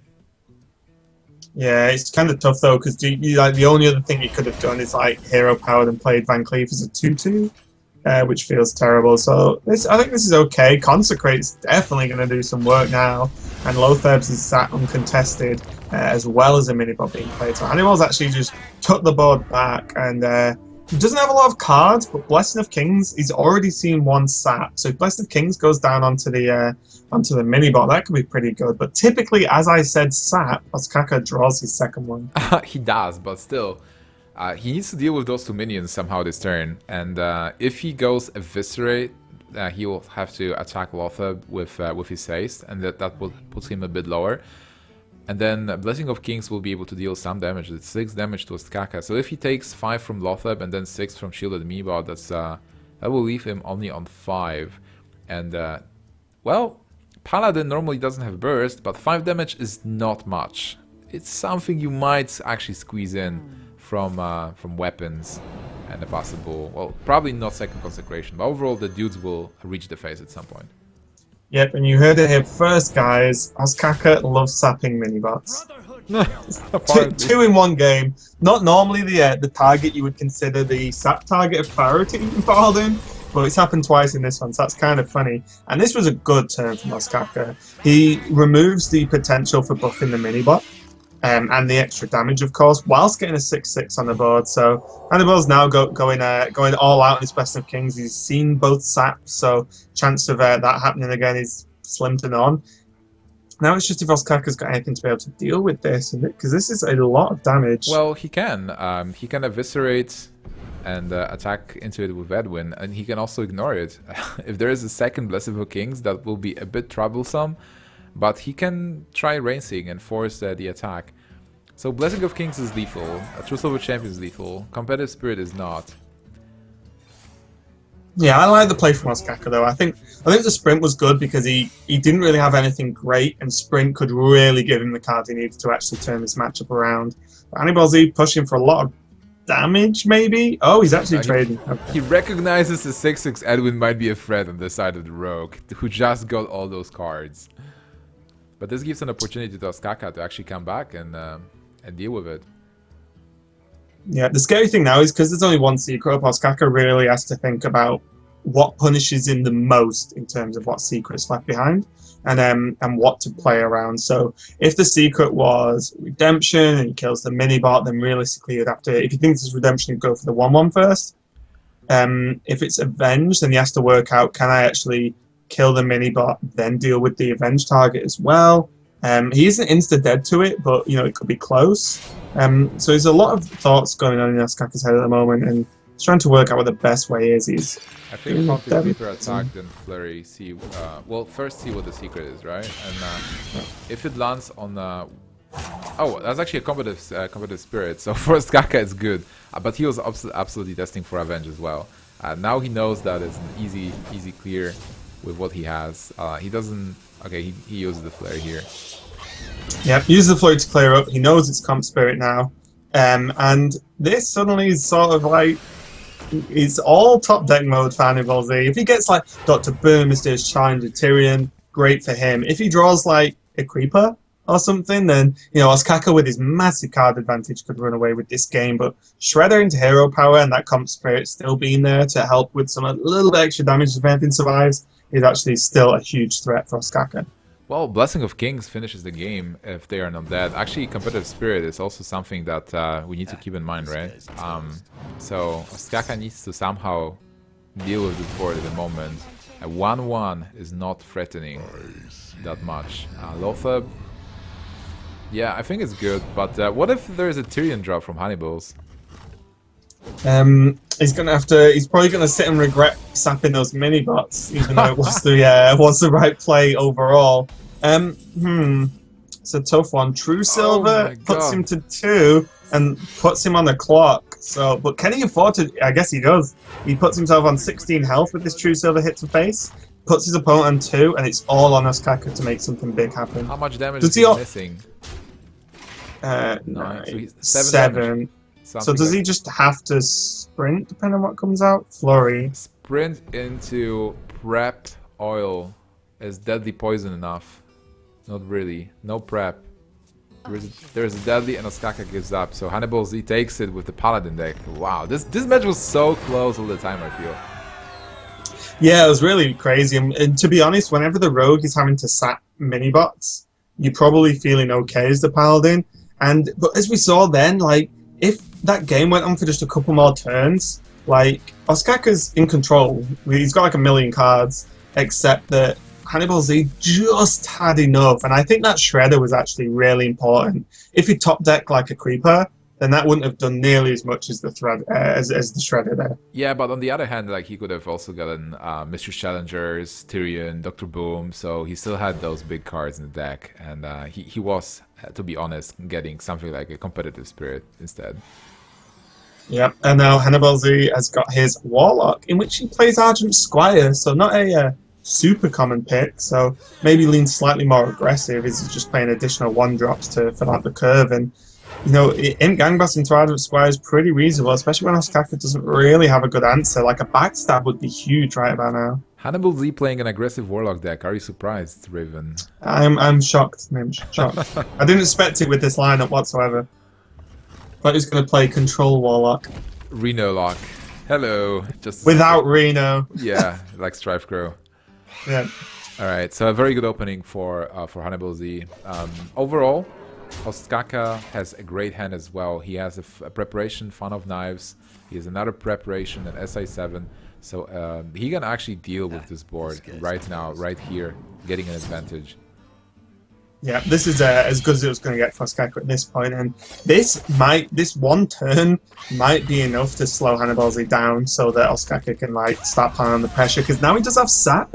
He does have Shredder, and even Thalnos pretty much is going to be Cycle, I imagine, soon. But even just dropping the Shredder here could be pretty reasonable.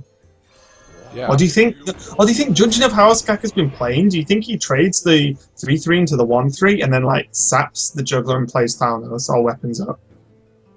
I think that's possible. No, not really Thalnos. Like, I think he can play Shredder, Prep, Sap, Juggler, and attack into the 1/3, and you end up with a clear board from Zoo. And you yourself have a 3/2 and a 4/3, so you're in a great position to start pressuring, and you still have a Blade Flare just in case for the future. Yeah, you're completely right there. I did actually just decide to imagine Prep wasn't a card in Ostkaka's hand, so okay. So yeah, that's really good. Like you said, clearing the board, and also like removing the Juggler was key, because the second you get Juggler on board and then into an implosion, as we've seen in some early matches tonight, it can make such a huge impact on the game, especially after using Fan of Knives. Yeah, also he has a great answer against that Juggler if it's getting replayed, because like, let's say there's Juggler and something else, he has Blood Mage, Thalnos, and Flurry. But right now he's such a great shape. With Violet Teacher as a follow-up, he can kill the Juggler with a 3/2. He's even going for a 4/3 to have more minions on board, more power, getting a good drop from Shredder. Yeah, and this is showing like the knowledge of the matchups that Ostkaka has. Like, Zoo can't deal with multiple minions. It has like pretty well no AoE other than like juggler implosion, right?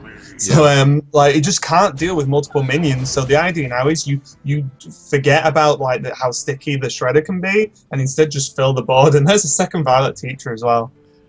Which is pretty good, because he can just weapon up, kill the Doomguard with one of his minions and a weapon attack. He will go down to 16, but if Zoo doesn't have minions, you should be in a good shape and you have a better board. He's still pressured for 3 damage this turn. Yeah, I really like it. And then the thing is, like, with even just Flurry in hand, like, you can guarantee doing some work with that teacher next turn. And the odds on him drawing a spell's probably relatively high. We've seen quite minion heavy so far from Ostkaka's Rogue. So the odds on him getting at least one more playable spell's pretty good. So he can make some more tokens, and again, board control is everything versus Zoo. If you empty their board every turn, they just don't win. Yeah, Ostkaka exactly. is only on 16, but, you know, Hanniball's on 19, so it's actually pretty close. And there's the card. That pirate from the Dark Peddler, who's a Bloodsail Corsair. Did we even guess Bloodsail Corsair? Is that what we said? I did say it at some point. After naming like 3 different gangs of pirates. Yeah. So this is like a nice play, and it does do something because it forces Ostkaka into like, no, not forces, but makes him like not have 1 damage he would have had previously. But Is wow. this lethal? If it's not, if it's not lethal, it's lethal for Hanniballzz in terms of the overall game anyway. Because I don't know the recovery after this. He has what 3, 6, I think 7, it's 8, one 9. off. Lethal, but But yeah, it's board. he's 1 off. But this pretty much is game, I believe. I don't think Hanniballzz has a card in his deck that's going to come back from this situation. Really, really good play from Ostkaka. Absolutely, just locking this game. So this means that this match overall, World Champion versus Cluj-Napoca DreamHack Champion, will come down to the mirror match, which is Zoo versus Zoo. And one of them will join the rest of the guys in the top 8 playoffs, and the other will be eliminated. Yeah, and what a matchup to end it on. I mean, I know you've been playing at least variants of this deck recently, and I've played quite a lot of it, and I really enjoy it. A lot of people might think, oh, it's just smart and things like that, but it's actually not. There's actually a lot of control in the board, which is quite fun.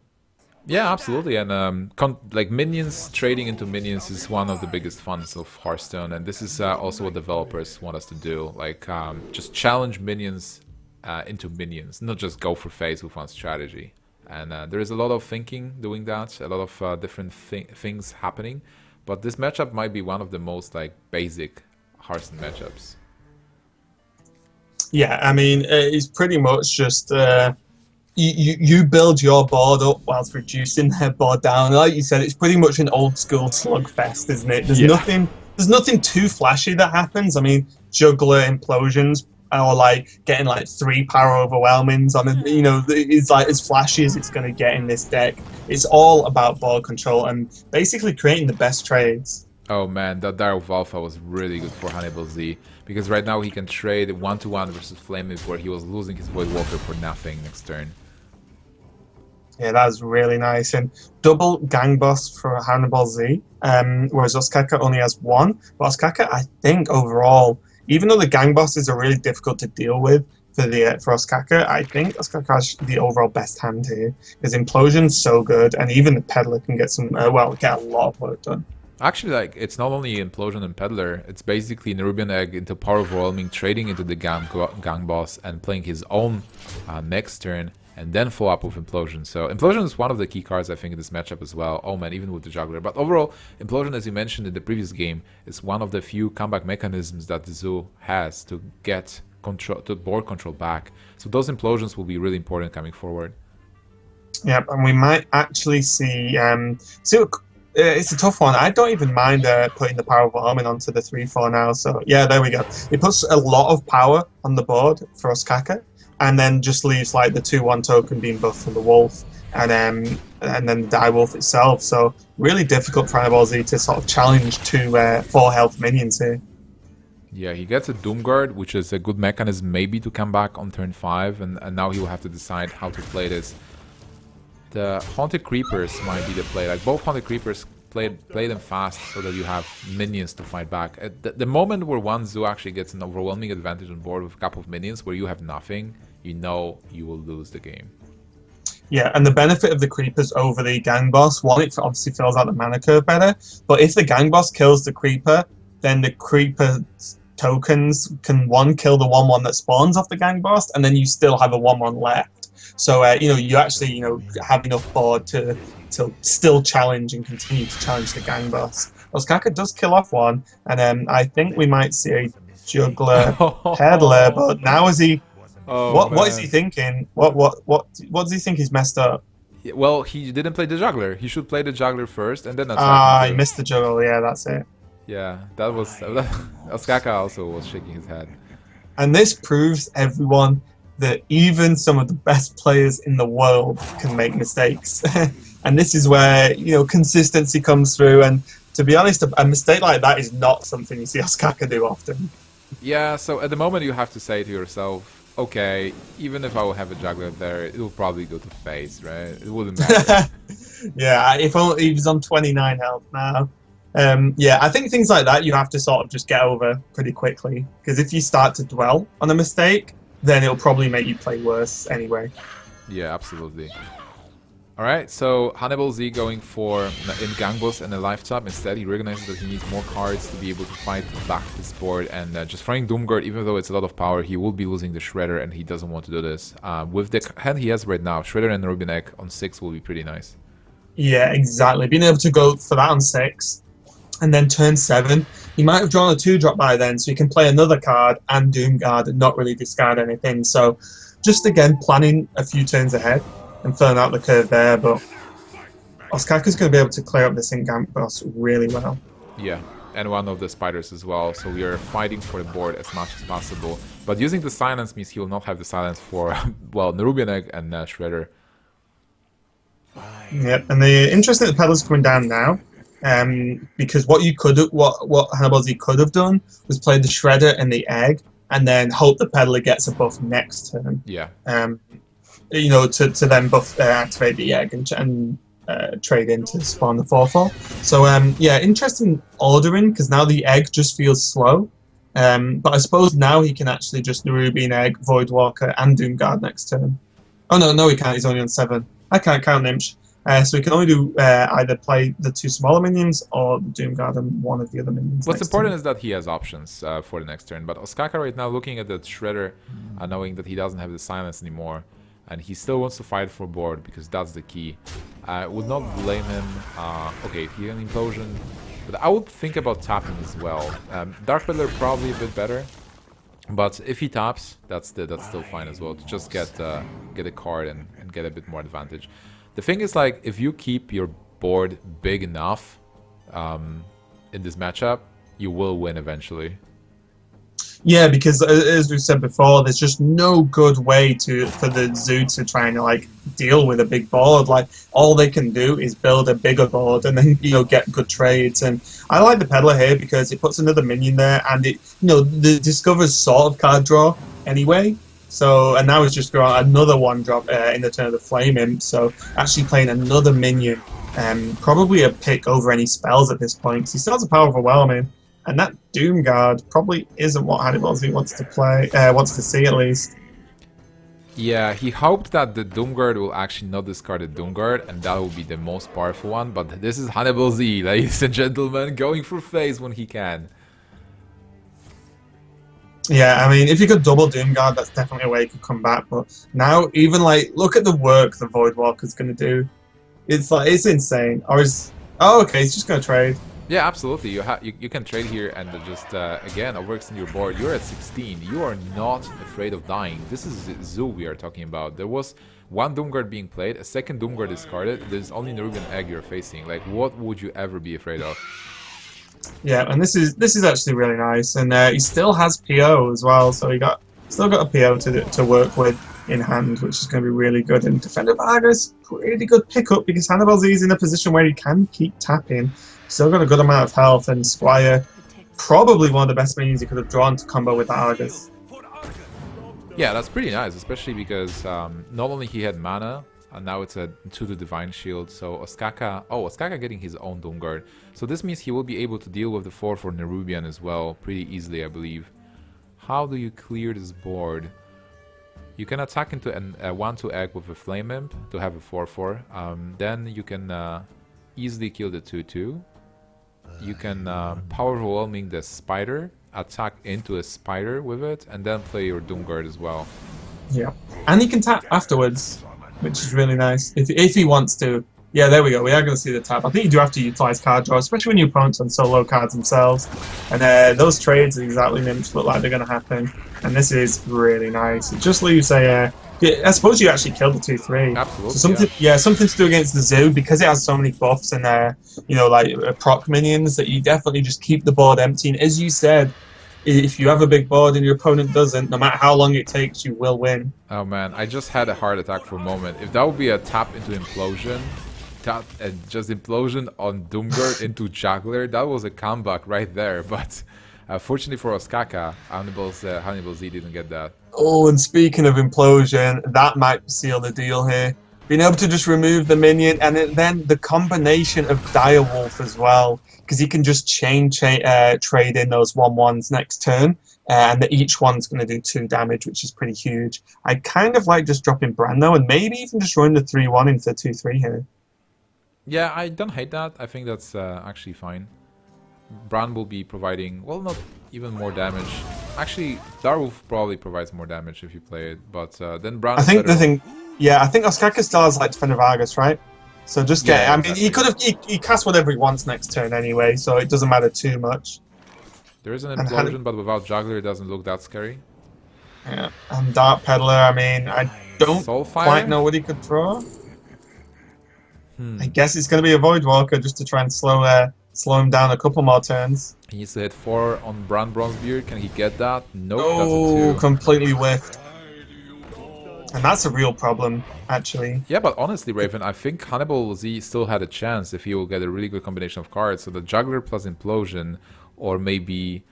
well, he used 2 Peddlers, so the Soulfire from Peddler would probably not be enough. But if Ostkaka would be a bit more greedy and not kill everything, there would be an opportunity to burst him down from the Soulfire from Peddler. But right now, at this point, I don't think there is anything in Hanniballzz deck that can make him come back. Yeah, and especially with Lotheb coming down. Lotheb pretty much guarantees lethal for Ostkaka next turn. And Hanniballzz is going to... I don't think there's a card in the deck now that can... I mean, I don't think there was particularly even a combination of 2 cards in the deck that won in this game now.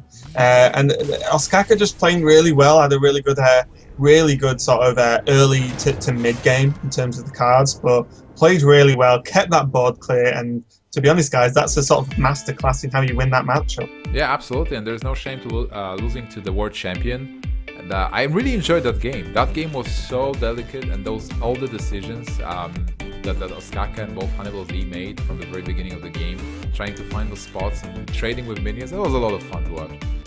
Yeah, I agree. I really like the mirror in that one. Alright, Raven, this means that Ostkaka advances to the top 8 playoffs on an unknown date. If you guys want to know the date, follow me on Twitter. I'm NimshTV.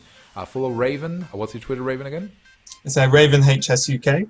Raven HS UK. And also follow the Hearthstone Champions League at HSC League. And we will try to release the details of the final day of the finals as soon as possible. But Raven, who is going to the finals again?